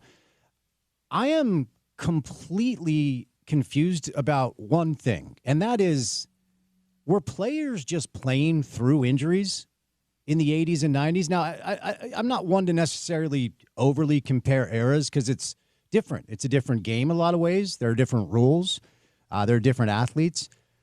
But it didn't seem to me that back in the day players were injured like this, and the data tells us that it's mostly soft tissue stuff, and these players are getting hurt at a record rate. Do you have any thoughts on as to why? Yeah, well, there's a lot of science that's going on, Spence. Some of it here, a lot of it outside the U.S. and in other countries, and really this is the bottom line with it. And is this not obviously the answer to it, but a better explanation is that when I was growing up, okay, when in the 60s, the 70s, the 80s, 90s, whatever, during those eras when players were playing basketball, if you remember, a lot of us grew up as we were young kids and getting into our teenage years, into high school, and even into college, we were playing different sports at different times of the year. Yep. Mm-hmm. So in the fall, you either played football if you were a football player, or you played soccer, or you played golf if that was the sport in the fall, and then you played basketball in the winter, or you were on the swim team, or whatever it was, hockey. And then in the spring, you played baseball, or you played tennis, or track and field, whatever. And the athletes who were who enjoyed playing sports at that time would play different sports depending on the season. What's happened in the last 20 years or so is that now we're getting into this area of specialization at such a young age, where kids who are 12, 13, 14, they're becoming good at whatever sport. If you're a multi-sport kid and you're very good at baseball, and you're the quarterback on the football team, and you're the shortstop on the baseball team, or the starting pitcher, or whatever it is, the guys are telling you when you're 14 and 15, hey, you've got to pick one sport, because whatever sport it is, we train or we compete or we play year-round. And so if you want to play soccer, you're going to have to be on the soccer comp team, because we practice all year round. We have leagues we play in, or we go to tournaments and we travel, and whatever it is, like right? Feeders to the high school team. Yeah. And so they're telling you, oh, but I was I'm like the star quarterback on the football. Well, you can't play football if you want to be a soccer player. If that's, and everybody's accenting and everybody's focusing on making little Johnny, the next Wayne Gretzky or the next LeBron James, and whatever the sport is. And so the kids are not playing; they're not cross playing sports. You don't see many high schools where the kid is the star quarterback, and then as soon as the football season ends, he's the point guard on the basketball team. And they don't do that because they tell him, oh, no, you have to spend time on that sport. So what's happening is that they're specializing at too early an age. What happens with that, Spence, is that we didn't realize it when we were growing up, that playing different sports was a form of cross-training. So we're using different muscle groups, different parts of our body were accented for what we were doing, whether we were playing tennis or whether we were playing baseball, we're playing basketball, we're swimming, whatever it is, we're training in a different way. So now what's happening is you're identified as a 13, 14, 15-year-old to be, the next LeBron James. So all you're doing is playing basketball 365 days a year. You do that, you're training the same muscle groups and all of that. And so when you get to be 24, 25, 26, if you're one of those guys and you've made it to that level and you're playing professionally, that's all you have done, in terms of what you've been training for 10, 11, 12 years. Your body is not responding the way it used to when you had cross-training involved. So your body is starting to say, hey, we've just about had enough, okay, of this pounding of the everyday on my back, on my knee joints, on my ankle joints. The countries overseas, it's interesting, Spence, in terms of athletic and sports science research, the Nordic countries are way ahead of the U.S. in terms of how they're regulating what athletes can do now in terms of competition and training. In Sweden, in Finland, in Norway, all the Nordic countries now have rules in place, and this is by government regulation. If you're a downhill skier and you're going to be the next big time guy or girl, you're going to be the next Lindsey Vonn or whoever, you can only train in that sport for 12 weeks consecutively, and then you have to take 8 weeks off. You can go do something else, but you cannot train in that sport for an extended period of time. You have to have time off.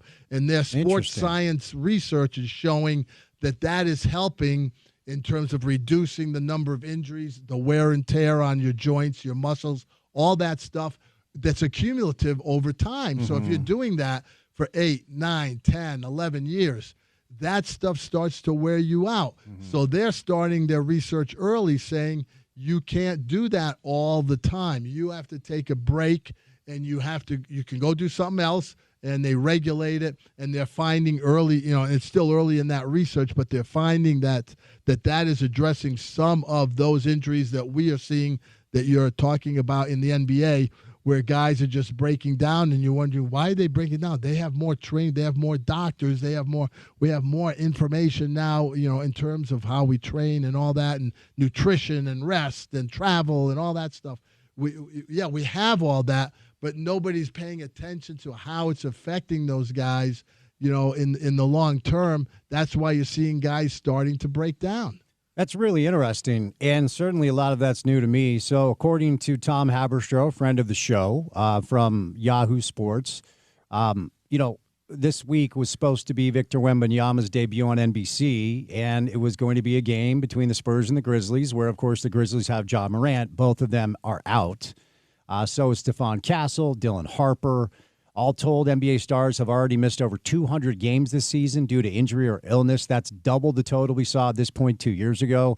The NBA's official, quote, star designation in the league's player participation policy stipulates that a star player is one who's made an all-star team or an all-NBA team in any of the previous 3 seasons. This season, 45 players have met that criteria, which means that on average, NBA stars have already been sidelined about 5 games each. And half of the 45 players in that category are injured as of today. So, I've talked about load management in the past, but this seems to be something different because the players are getting hurt. And to your point, of course, you can't say, okay, we're going to have our players play basketball for 12 weeks and then take 8 weeks off during the season.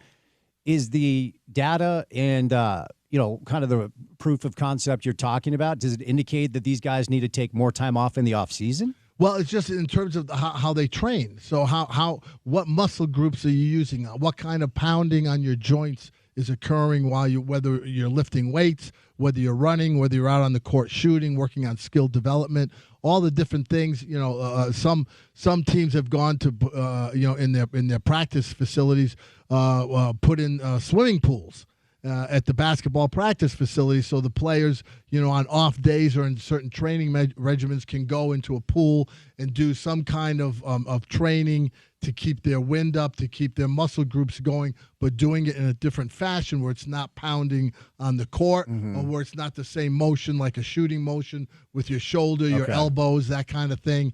And this is but what's happening now in the NBA, what you're seeing is they're addressing it, Spence, in certain ways, and every team has a plethora of physio guys and doctors and trainers who are weighing in on this, and they've got all the science that backs up what they should be doing now. But the problem is the guys, who is it? Who can I take? Maybe Halliburton, for example, gets hurt. Okay, some of those things you could say are just one-offs. It just happened. He turned the wrong way, planted his foot the wrong way. It's going to happen whenever it's going to happen anyway. But somebody like Tyrese Halliburton, I'm just going to guess, and I don't know this, that someone in his age group in this generation, he's been playing basketball only since he was 14, 15, 16, right? And so these things aren't something that's necessarily a result of how they're training right now, but it's an accumulation of all the stuff they've been doing for years that's just been kind of, if you will, kind of just ticking away like sands in the hourglass, just slowly, and eventually something gives. And the NBA, when they get them, these guys have already been in that regimen of playing year-round for now 5, 6, 7, 8 years. The Keontae Georges of the world, or the Ace Baileys of the world, even though they're 19, they've been doing this for 5, 6, 7 years now, nonstop. So they've got to be able to get some kind of training and some kind of physical approach to how they stay on top of their basketball skill while they are still trying to maintain their health. They do a lot of that stuff in the off season. Obviously, during the season, it's a different deal. That's why you see load management. That's why you see guys plotting out already before the season starts. A team sitting down with Spence Checketts and saying, Spence, you're our main guy. You're going to be playing 36 minutes a game. We've already plotted out 7 games in the regular season that you're going to sit out, and we've done it based on back-to-backs, based on travel, based on the competition we're playing. So we already can tell you, Spence, today that on January 20th, when we make that back-to-back trip to Orlando, you're going to be sitting out. And you're sitting there as a player going, what do you mean? Why am I sitting out? How do you know I'm good? No, you're not going to be hurt. This is part of our plan. That's what NBA teams are trying to do, to try and overcompensate for this load stuff that players have had to deal with since they were young teenagers.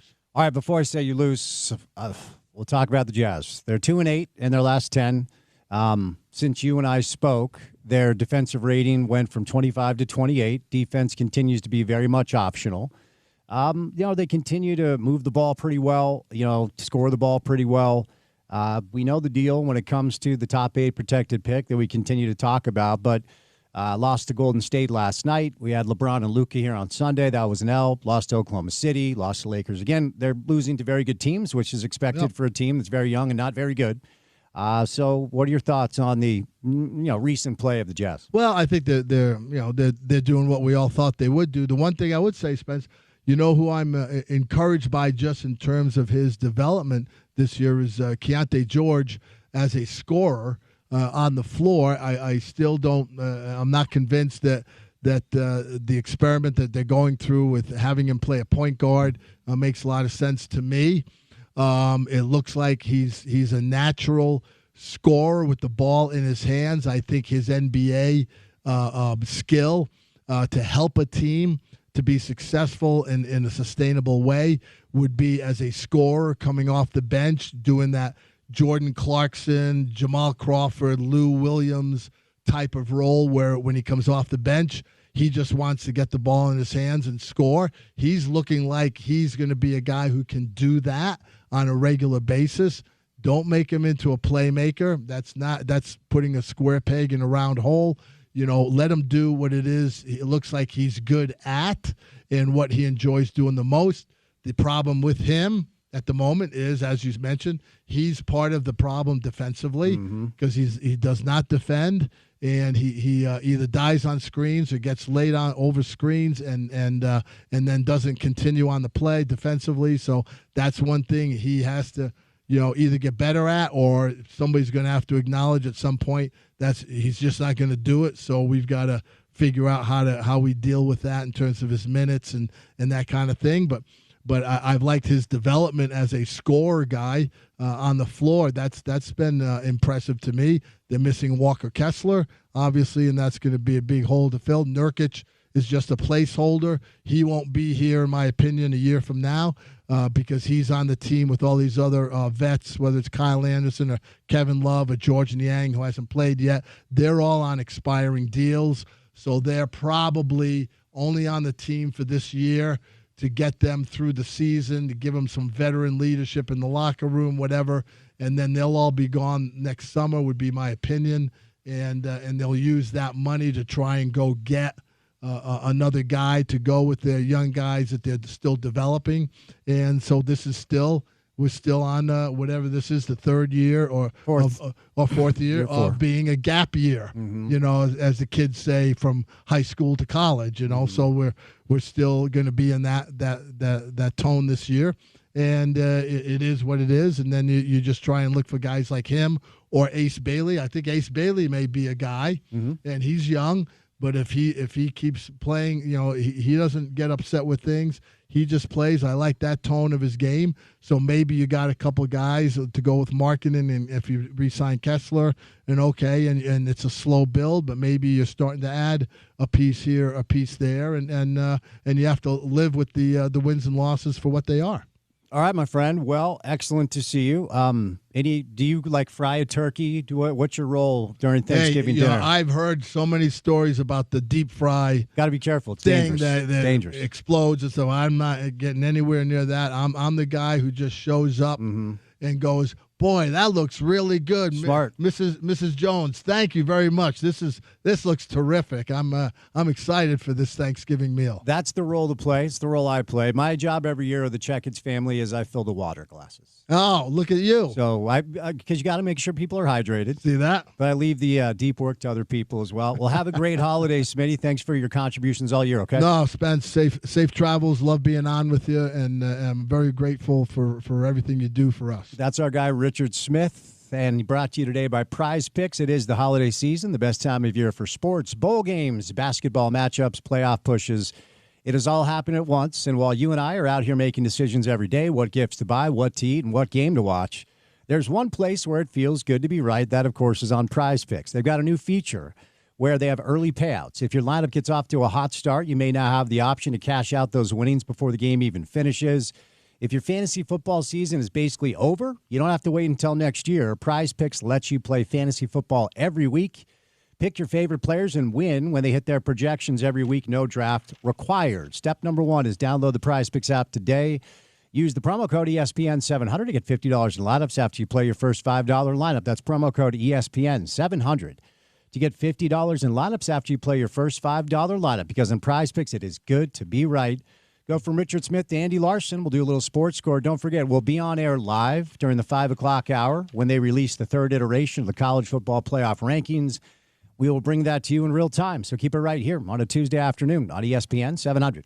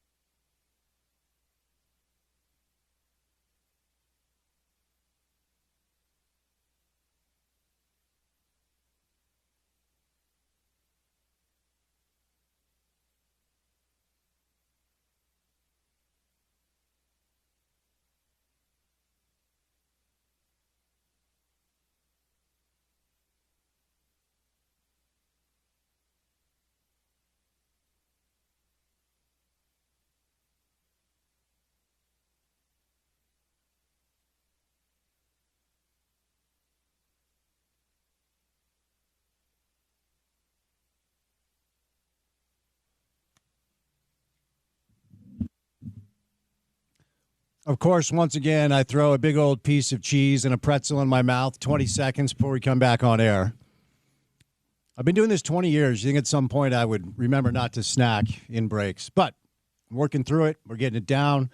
Tuesday afternoon, Andy Larson live in studio. Hello, young man. How are you? How's it going? I'm good, man. Doing well. It's good. I know you don't think the audience cares, but should you care to elaborate, I think some congratulations are in order. This has been a real labor of love for you, and the union contract with the Tribune is now in place. I would imagine there's a tremendous amount of relief, right? Yeah, no, it's been great. I mean, so last July, Tribune employees decided to band together and unionize at the paper, and credit to Tribune management who voluntarily recognized the union, and we started negotiations, and I think those negotiations have taken the better part of a year, I think 11 months, but and they weren't always easy, but there was always kind of like this compromise and fair-mindedness about them. I think they were in good faith. And, as a result, the Tribune is a better place to work than it was last year. We got some salary minimums, some cost of living raises as well to deal with kind of the inflation and prices going up, some kind of employment protections in case, there is a downturn where, severance packages and the like. So overall, some really good stuff that, again, we want. The Tribune has lasted 155 years now. We want it to last for another 155 years, and I think one part of that is making it a great place to work so we can attract the best journalists in the nation to come here to Salt Lake. So I think you and I have something in common, maybe in a little bit of a different way. I have a very busy mind, right? I have a little bit of a bing-bong brain. I feel like you might have a little bit of a bing-bong brain. Sure. So for me, I do need new challenges. There's kind of a proof where in my career, every 5 or 6 years, there's a pretty massive life shift that occurs, and I think it might be because I get bored. So I would imagine something like this would be cool for you to learn about a different angle of just the way the business works. What are some of the takeaways as far as things that you've learned? Yeah, for sure. Didn't know a lot about contract and labor law before now, and had to kind of study up, and had to study all these other newspaper contracts kind of around the nation and what other places were doing. So yeah, it's been, and then, I've never negotiated anything other than, I guess I bought my condo, but that's, you've got a real estate agent and all that. Yeah. This is different. I was, at the negotiating table making the case for us kind of week after week to get better stuff. So being on the bargaining committee was a really new experience for me. I kind of understand maybe how a Justin Zanuck feels in the Jazz's front office more than before. We did take one idea from the NBA CBA for ours, which was a contract summary. No, we should get a load management in there. Fine players or whatever for not showing. I don't know, but yeah, it's been really cool. It's like you said, it's kind of allowed my brain to kind of learn new things in a way that you just don't really get in the sports world. From the standpoint of folks that like to consume the content, is there anything of note that changes at all? Not from an employment point of view, but the Tribune has made a couple of big announcements in the last couple of weeks. I mean, first of all, we are removing the paywall in the first quarter of 2026. Well, that's a big deal. Yeah. Okay. So no time frame on that, no exact date, I guess. But the goal is to make Tribune be able journalism kind of free for all, right? Not just for those who can afford to pay for it. And so I'm really excited about that. And I wrote the Tribune's annual report last week as well that kind of explains kind of where the finances of the paper are and kind of why that decision makes sense. They also expanded to Southern Utah if you're a St. George listener, and now there's the Southern Utah Tribune, which is being mailed for free to everyone in that market, 40,000 households once a month. So that's great. I think actually, everyone's so worried about my job, and because being in the news and being in the news media in 2025 is really hard. But the Tribune, for I think the kind of the nonprofit magic and the way we interact with the community, has proven to be really stabilizing for us, and so we're not worried about things like layoffs anymore. So Monson will be able to drive 2 Porsches continuously. He's good. He's still going to be able to drive. Was he involved at all? He was not. He did vote for the contract, which we appreciate, but he wasn't negotiating for us at all. No. I just want to drive my Porsche. I'm just glad Gordon's still safe and taken care of. All right, Andy, let's. The good thing is most of the people at the Tribune don't drive Porsches. We should put Yes, that out there. yes, Most indeed. of them No. were making less than $60K. So now we're in a better spot with the non-Gordon Monsons of the world. Yes, indeed. The Monson thing is a running bit where, for years and years and years, he would pull up in his Cayenne and we'd have this bit on the show where he was the only person in media that seemed to be driving Porsches, whatever he has going on. So it's a running bit, Gordo. We love you if you're out there listening. That's that radio money. Radio in 2000s, 2010 maybe money. Yeah, I don't know that money still exists in radio. Yeah, he hit it at a good time, and it might be some other revenue streams that we'll leave off air for the sake of our guy. But anyway, Andy, have you been following the and speaking of Gordon, he wrote a great piece on the Cincinnati fan base, joining now the Colorado fan base, the Arizona fan base, Providence, Oregon, and it's happened 4 different times now in the Big 12 footprint where either basketball or football fans, a portion of the stadium or arena, have launched into this, F the Mormons chant. And, I've referenced it every time it's happened, but I just think it's time to say out loud, like if you're Brett Yormark and the commissioner of the Big 12, it's time for this to stop. And I don't know why it seems to be that attacking the LDS community is more accepted than attacking other religious cultures and communities.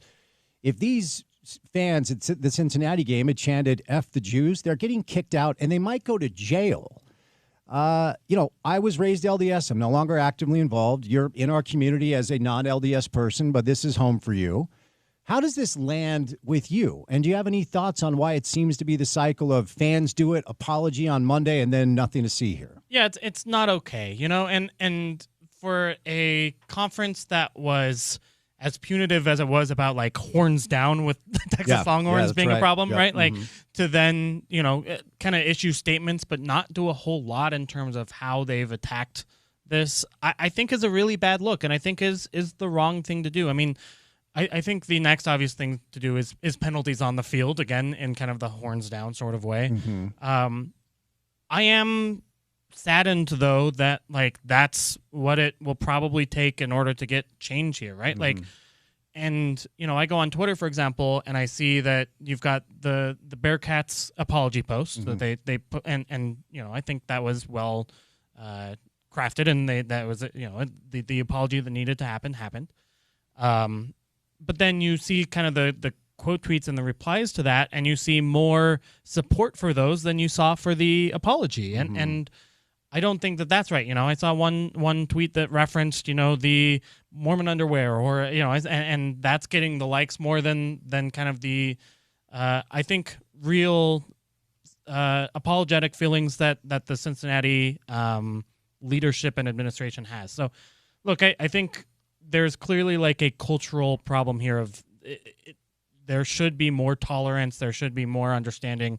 No one has any problem if the chant is F the Cougars, right? Like it's a much different thing. The problem is not the word used, but the group attacked. And it's clearly, I think if we want a more tolerant society, which I certainly do, this has to be one place that it starts, even though that place is, largely conservative and usually kind of on the outs from the tolerance conversation, if you will. Yeah, and I have always been one who believes that being offended is a choice, and I do think there's a place in society for satire and comedy, and it intertwines sometimes into religion and politics, and I'm okay with that because I think comedy is comedy and there should be a place for it. But when it turns into mean-spirited hatred messages, that's where I think a line has to be drawn. And you and I exist in the same ecosystem where we badly need the First Amendment protected. But just because you can say something doesn't mean you should. Right. I mean, it's not you have the freedom of speech, but you don't have the freedom of consequences from that speech. And I think that's important. And I think, look, yeah, you're totally, the Book of Mormon Broadway play, I think is fine. I think is humorous. I think is in tongue in cheek. In a way that clearly F the Mormons is not, right? Like, and I think, if you want, if the people of Cincinnati had a problem with, how the BYU administration had handled the honor code or whatever, right? Like, then you can do kind of some funny and clever chants with that, and I have zero problem with that. But yeah, when you're attacking just a religious base without reason or nuance or whatever, then it just makes you look like a bigoted person, and that's not right. It's hate speech. It's religious bigotry. And 2 hours before kickoff, the Church of Jesus Christ of Latter-day Saints donated 27,000 pounds of food to the University of Cincinnati Food Bank to help kids with food insecurities. Like, they donated it to the school. So to have students then turn around and chant F the Mormons a couple of hours after the biggest donation in the history of your food bank, it's like, what a horrible, horrible look, you know? And, you know, it is dumb 19-year-olds and great, whatever. But, like, you know, I wish that we were doing more with those 19-year-olds to give them kind of a wider perspective on that. Yes, there are not a lot of Mormon people in Cincinnati, and yes, they are currently beating your football team, and yet, like, they are humans that deserve respect. And I think that's obviously a problem throughout American society right now, but it is very, very frustrating, and I think something needs to be done. So it's not like, you know, there's a difference between edgy and there's a difference between over the line and not acceptable. And I think, you know, we know on the airwaves what's edgy and what's over the line. Showing kids that and showing kids that there are consequences for crossing that line, I think, needs to be at the top of the Big 12's priority list. Yeah, no, I agree. All right, before we get to some Jazz and some NBA stuff, you know, I've had quite a few guests on. We had CK in studio earlier when I was out at America First Field. We talked to Dunny. We talked to Pablo. We talked to Jason. And I'm doing the best I can to properly explain who Leo Messi is on a worldwide scale for fans like that are domestic fans and don't like soccer because they think it's whatever. To understand, like, what a big deal it is actually that he is set to play here. Now, I'm praying that we don't have a pulled hamstring the week before the game arrives, but you're a soccer guy. You're an RSL guy. What does the Messi news mean for you? Yeah, I mean, it's obviously a little bit of a dream come true, right? Like, to see the best player of the world, maybe like the second or third most famous person in the world come, frankly, to Utah and do his, like, it's the Pope and Donald Trump probably, and then Leo Messi. Yeah. That being said, I also think that I wish that there was more recognition on the Salt Lake side of things, right? Like, and it was a bummer to have a press conference that was so focused on Messi, but also mispronounced his name, and also, you know, didn't talk about the items that would have, you know. The focus was on Messi coming to Salt Lake, not Messi competing against our guys. Okay. And I wish, you know, that game didn't look like it was going to be a 4-0 blowout.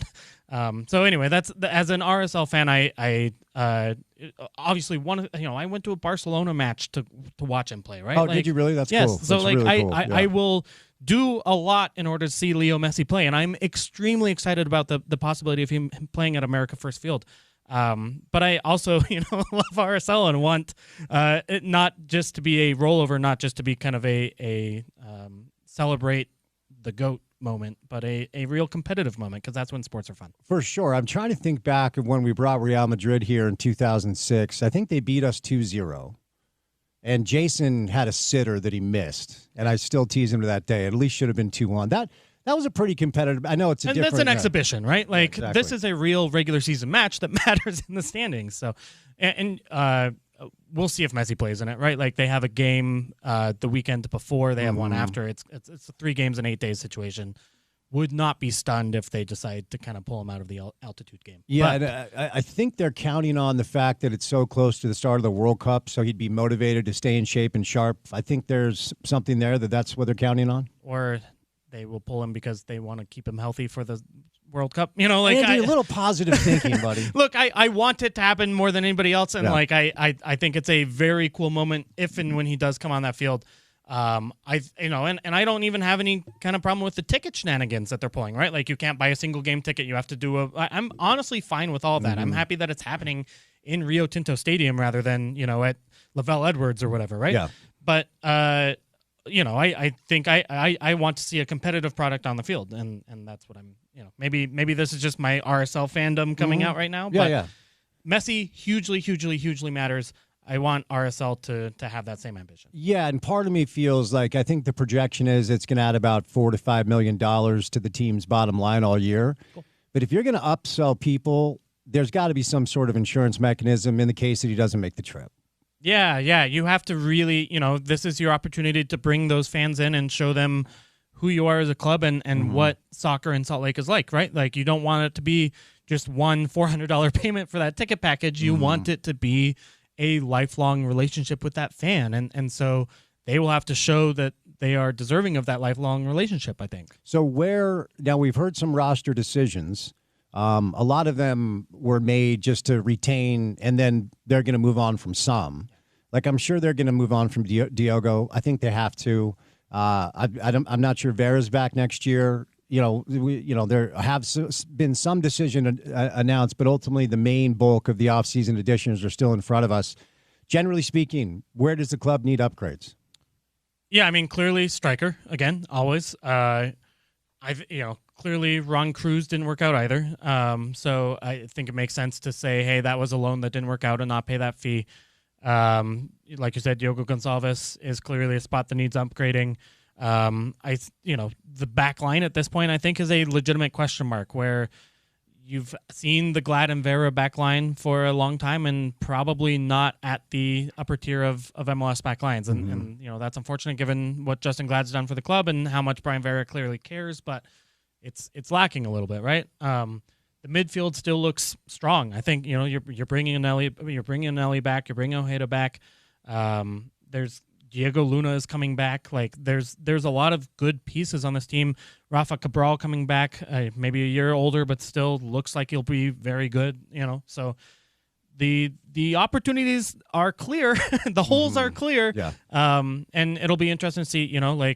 They've decided to keep the same people in charge of who makes those choices, right? And this is their second and maybe final chance to kind of get that right.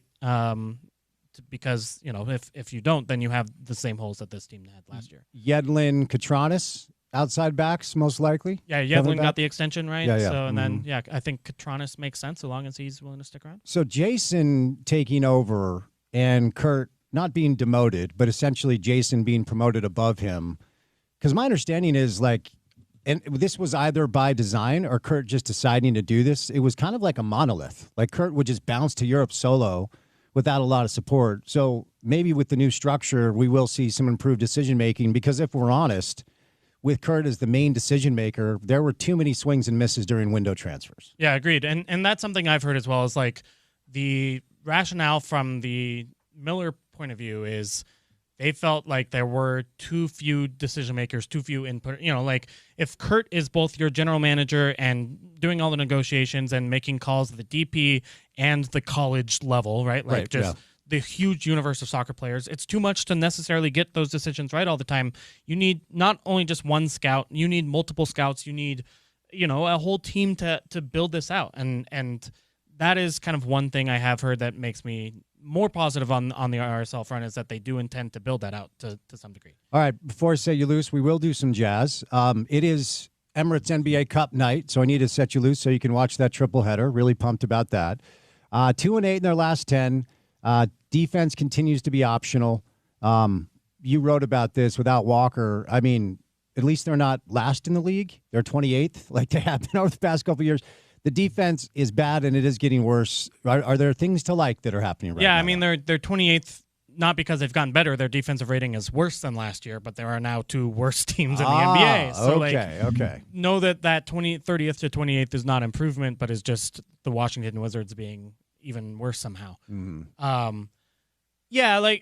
It's the center rotation makes it impossible to play winning basketball. I mean, and that's a bummer. And I don't know if you saw Yusuf Nurkic tweeted at me when I said something. I did see that. But and I get that that's will ruffle some feathers in that locker room. But there's a reason that the Suns dumped Nurkic at the cost of a first-round pick, because they were found their defense could not hang with him as their starting center. And Kevin Love, there's no defense you can play where Kevin Love can lead to a quality defense, right? Like, you can't play him up or else he gets beat in space, and if you have him at the rim, he's not big enough to do anything. He can't move anymore. So that just wrecks your defense, but the defense wasn't good last year anyway. I have been relatively encouraged by the offense and the development of Keontae. I extremely encouraged by the development of Ace Bailey, and Larry Markkinen looks like the player that he was 2 seasons ago, which is great. So I think there are exactly 3 things to be positive about in Jazzland, which is great. We've talked about this for the last few years. We're trying to figure out which of the pieces are going to be part of the next good Jazz team whenever that happens. And last year there were probably 1 to 2, and now there are probably 3 to 4 if you want to throw Walker Kessler in there. So yeah, for sure. It's not horrible, but the product on the floor still has some competitive nights and some nights where they're just absolutely look like they don't have any chance to compete. sltrib.com coming soon, paywall coming down. Yeah. Very excited. Andy, what does the Andy Larson Thanksgiving experience look like? Are we watching football? Are we eating turkey? Are we doing the things? Yeah, we're doing the things. Okay. I've got my mom and my dad and my brother, and we're going to do a Thanksgiving, and it's going to be great. We've done it every year, and my dad was a baker for a short period in the Cedar City area. Okay. So he's got the pie crust on lock, and he makes incredible pies that I look forward to every year. Do you make anything at all? What's your contribution? Do you just show up and eat? Usually, frankly, show up and eat. Okay. This year, I did a terrific mac and cheese for the Salt Lake Tribune sports team Thanksgiving. Did Nate Bench make the cut, or did Nate Monson Bench win? did not come. No, because apparently Monson didn't want to hear about it anymore. Correct. Yeah, Monson cut off the Nate Bench invite. So his loss because Nate's a lovely guy. Agreed. Jason Patacchio, our youth writer, could not have advocated more strongly for Nate's arrival into the Tribune Thanksgiving. But the sweetest of us all. Andy, happy Thanksgiving. Thanks for your contributions all year, okay? You too, man. Happy holidays. Andy Larson, sltrib.com. We'll catch a break, do a little sports court. We're going to be on air live during the 3rd iteration of the CFP rankings release. We'll bring that to you in real time. Keep it here on ESPN 700.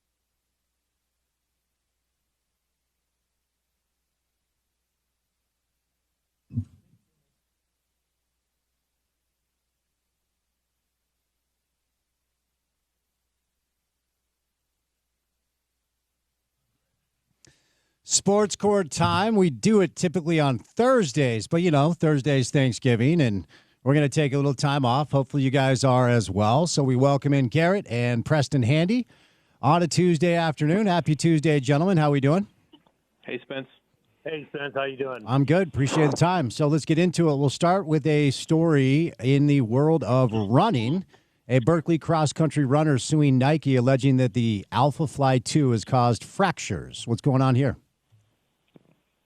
Yeah, Heather Cerny was a really good long-distance runner for Berkeley. And while running, she was wearing what was called the Alpha Fly 2, a very kind of groundbreaking, prominent shoe that Nike had. And while running, she claimed that she, as a result of this shoe, and we'll get into that a little more, she sustained some fractures called the seismoid fractures. They're two small bones in the foot. Well, following this, she had multiple surgeries and got a lot of medical expenses that time. So now she is suing Nike. And what she is alleging is she's alleging allegations of product liability, negligence, failure to warn, and breaches of both express and implied warranties.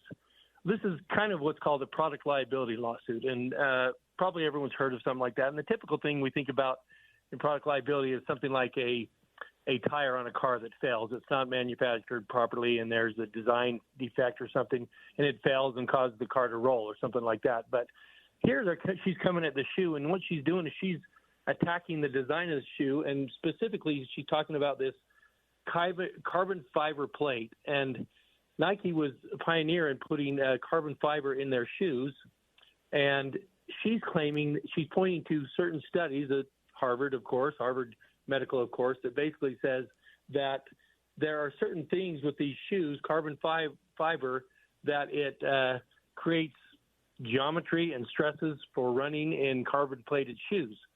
So her claim is essentially that Nike knew or should have known that this was a problem and could result in this type of problem. She's alleging permanent disability, couldn't go back to running. Running, apparently she's claiming, could have been a moneymaker for her. Claiming financial loss, that type of thing. So in a case like this, she has to prove every element of her claim. She has to prove that this type of thing was going on, and they knew or should have known it, and they shouldn't have put it in there. But I think it's a tough case. I mean, all of the manufacturers of running shoes are using carbon-plated foot type design and that type of technology. A couple of other interesting things is apparently the Alpha Fly 2 is not free of some controversy. Back a while ago, it was groundbreaking, but apparently the running world came in and looked at it and said, "Hey, wait a minute, you violate some of the standards. 45 millimeters in thickness. It points to certain things where the limit is 40 millimeters in thickness, and this gives runners an anti-competitive advantage." They're saying that's crazy to me. I haven't heard of anything, shoe wear like a basketball player. Well, that shoe lets you run faster or jump higher. It gives you competitive like that. But apparently there are standards in the running world. We know that in like golf. The golf ball is limited. Golf clubs can only be a certain amount of thing in thickness, and they have to comply with that. But running shoes, I didn't know that. So this is an interesting lawsuit, I think, in the area of product liability. Over to you, Garrett. Yeah, I agree with Preston. I think it's a tough case, but I mean, and you can expect Nike to fight something like this pretty hard. I mean, when you're essentially claiming that their shoe is defective, they're going to really stand behind their product and defend it. But the case gets a little bit of credibility, no doubt. The fact that the plaintiff, is a former Division I runner for Cal, ran track and field in college, and so you got somebody like that who, presumably anyway, is she's fit and in shape and a good runner and has a track record that way. But I think overall, tough case. Interesting story in the world of college football where Texas Tech is considering not signing the House Enforcement Agreement because obviously whatever's been in place has been very good for Texas Tech. So proof of concept, I guess. What's going on here? Yeah, that's true. I think Texas Tech looks at it and goes, well, wait a minute, $20.5 million from the House settlement? I mean, we're paying more than that right now. I mean, they spent $25 million apparently on their football team this year, as we know very well. We saw that on display at Rice-Eccles Stadium. But they have been – so what's happening now is the House settlement, trying to get this thing really put together. And so there's a college sports commission that's come up with an enforcement model, and they're calling it the University Participation Agreement. The Power Four conferences have been, and schools have been participating in this and negotiating over it, but it's essentially an agreement that would have the schools cooperate with investigations, abide by enforcement decisions, and that they wouldn't file lawsuits about athlete compensation that arises from the House settlement. And so, again, trying to put some guardrails around this settlement and maybe have some stability in college sports. And so this agreement has been put to the schools for their signatures. And, of course, Texas Tech's lawyers gone through it, and they've got some problems with it. They think that there's some holes here and that the school's agreeing to some things both in the present and potentially rules that they're agreeing to in the future that haven't even been put in place. And their lawyers look at this going, well, wait a minute, why would we agree to this? Why should we limit ourselves in this way? Do we really need to do that? So, I mean, it's just, again, more chaos in this area. We'll see what happens, but there's potentially, this agreement would carry with it some penalties, right? If you violate the agreement, there would be loss of revenue.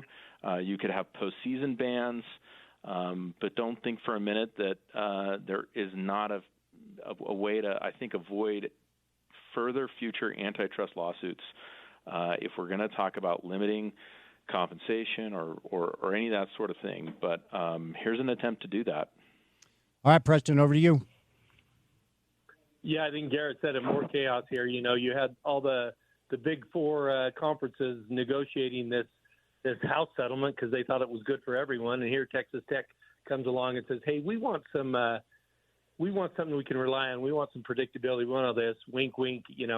Maybe we don't want to be limited by this. And I think it's also interesting that, the Big 12's got to be looking and saying, come on, Tech, everyone else is on board. You got to be on board here. And what happens if they're not on board? Does the House settlement go through? I don't know if that holds it up, but at the same time, we don't see any other schools saying this. Maybe we will. I don't know. Maybe we'll be talking about other schools, see Texas Tech do this and go, yeah, we kind of agree with that. But right now they're kind of a standalone team in this, and it's more chaos in the world of college sports, primarily football, right? It's really what it's about. And, in the House settlement. In potentially one of the most confusing headlines of all time, if you're not familiar with the story, the Nicklaus companies have filed for bankruptcy after losing in court to Jack Nicklaus himself. What's going on? Yeah, we've talked about it a number of times and followed it throughout the process. Originally, Jack Nicklaus sold his rights to his company for years and years ago for about $150 million. And following that, at some point, the Nicklaus companies come and say, hey, wait a minute, Jack, you can't be going out and designing courses and using your name that, and so they sued him saying he couldn't use his name, image, and likeness. That was one thing. He won that. Well, the other thing was he brought a defamation lawsuit against the Nicklaus companies, primarily because they said that he had sold out and was going to join Live Golf, and that didn't, that there's kind of a negative connotation with that, and also that he was, not of right mind and he couldn't manage his own affairs, that type of thing. So he did file a lawsuit, a defamation lawsuit, claiming, that these statements were false, and the jury agreed with him. They awarded $50 million. And why this story I think is kind of important is because people in the public, they hear, oh, so-and-so got a jury verdict of whatever amount, and they think that, boom, the next day that amount is transferred to their bank account. Oh, great, Jack Nicklaus has $50 million more in his bank account. Well, there are so many post-trial things that happen. He got a judgment. He got a verdict. He can enforce that. There are post-trial motions. There are appeals. And here what's happening is the Nicklaus company is they're going to go seek protection of the bankruptcy courts. They've said, hey, wait a minute, we have – this is crazy. They say there's a $50 million judgment. We only have between $10 and $50 million in assets, and they say we've got between $500 million and $1 billion in debts and obligation, which seems crazy because they design and own golf courses all over. But they're saying, so we're going to seek protection of the bankruptcy court and file a Chapter 11 protection. The head says that we take this step to protect our brand, our client relationships, and most importantly, our employees. Oh, no, by the way, we just don't want to pay Jack. But what happens in bankruptcy is all debtors, all creditors line up. They get notice that, hey, they're filing bankruptcy. All the creditors, Jack Nicklaus is one of them, they line up and get their claim in there, make sure they perfect their claim. And down the road, the bank, if it actually goes through a full bankruptcy, the trustee and the people in the bankruptcy court look at it and they start deciding where the money is going to go and who gets paid. But the Nicklaus company is going to survive. They're going to keep going. He says we're trying to protect our employees. They're going to keep going even though they're filing for bankruptcy. Over to you, Garrett. Well, and Jack Nicklaus is going to keep going. I mean, just the other day, the news was he was in Marine One with President Trump flying over what's called, I guess, the President's Golf Course, but that's at Joint Base Andrews, I think outside of Washington, D.C., to discuss the redesign of these, I guess, some golf courses on this Air Force base. And so there you go. He's still in the game. In spite of all the legal issues, we'll see how that goes. Over to a story from the world of pro basketball where the Sacramento Kings, looking for some COVID-19 relief, I believe, and the U.S. Court of Appeals and the Ninth Circuit ruled against them and their affiliated companies. What's the latest here? Yeah, I mean, a couple of years ago, we talked about a lot of these kinds of cases, the post-COVID litigation, as things shut down and games weren't happening and tons of revenue was being lost. A lot of teams and organizations were looking to their insurance policies to find a way to recoup some of these losses, and so the Kings did that. And it resulted in some litigation where they had, and it finally wound its way through the courts and made it up to the U.S. Court of Appeals for the Ninth Circuit. And so this is really an insurance coverage question. The insurance company that the Kings had was called Family Mutual Insurance. And so, again, they're trying to recoup these losses. And part of it it comes down to a real interpretation of the policy language and what it does and doesn't cover. And the Kings were arguing that really COVID-19 caused this damage to their property in the sense that they weren't able to use their property. And the court said, well, yeah, not really. It's a virus. It didn't cause any actual physical loss or damage to your property. And that's what the policy would require is an actual physical loss, and that didn't happen. I mean, of course, the facilities were still totally usable and fine. It really is the policies that came out of the pandemic that didn't allow the properties to be used. There was, so anyway, it's an insurance interpretation thing. It's something, and Preston and I deal with this in our practice, dealing with accidents and insurance claims where, a lot of times there's an interpretation of policy language, and that's what's happened here. So the Kings are out. It was a huge policy they were trying to recover under, and no dice for them. All right, Preston, over to you, buddy. Yeah, I think it's a creative claim, and I don't know how many of them really went further. I mean, think about all the stadiums in the country.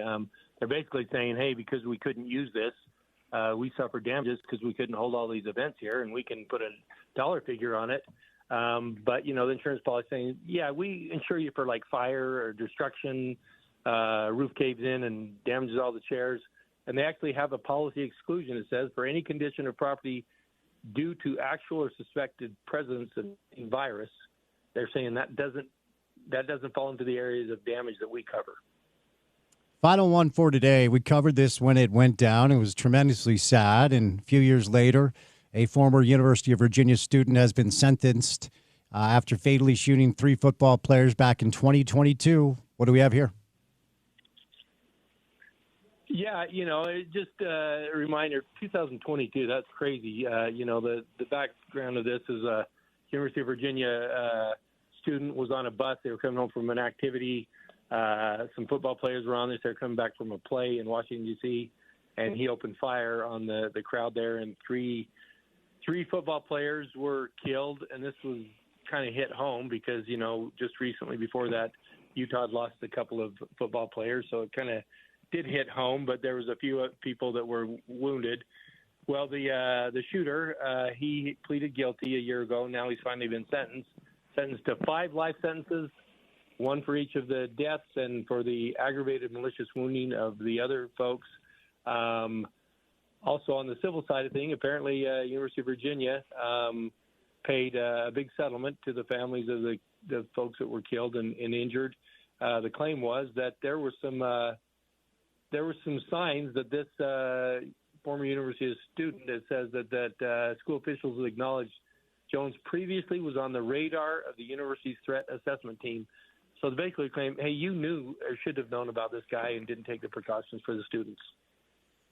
All right, Garrett, over to you, bud. Oh, I don't have much on this. I just was trying to remember. I mean, I think is this post Bronco Mendenhall era at Virginia 2022? I think it was. Yeah, but anyway, yeah. Sad story for sure. All right, gentlemen, before I set you loose for today on this Tuesday afternoon, for any of our listeners who have legal questions, how can they get a hold of you over at Handy and Handy? Well, Spence, go ahead, Preston. Go ahead, No, you got it, Preston. We jump on each other. We love coming on here and talking about these legal issues in the world of sports. Been doing it for years with you, Spence. Handy and Handy is the personal injury law firm. We help people and represent people that have been involved in accidents. We'd love to hear from you out there. Give us a call at 801-264-6677 or jump on our website at handylawutah.com. You can learn all about us there, and you submit your questions, and that's it. Okay, Happy gentlemen. Thanksgiving, everybody. No, for sure. Appreciate your time and really grateful for you guys and the partnership that we have on the show. So have a great Thanksgiving, and we'll chat next week, okay? Hey, thanks, Spence. Thanks, Matt. Go Utes. Go Utes. Garrett and Preston Handy from the law firm of Handy and Handy. Okay, we have a developing situation because, of course, programming on ESPN has been a little bit convoluted. The plan was for the worldwide leader to announce the college football playoff rankings at 5 o'clock. Well, we have an issue as they're currently airing the Maui Invitational, a barn burner between USC and Seton Hall. So they will not release the CFP rankings until this game is over. We're hoping to be on air when they do. So we'll let you know. But college football with CK coming up on the other side. 5 o'clock hour of the program starts next on ESPN 700.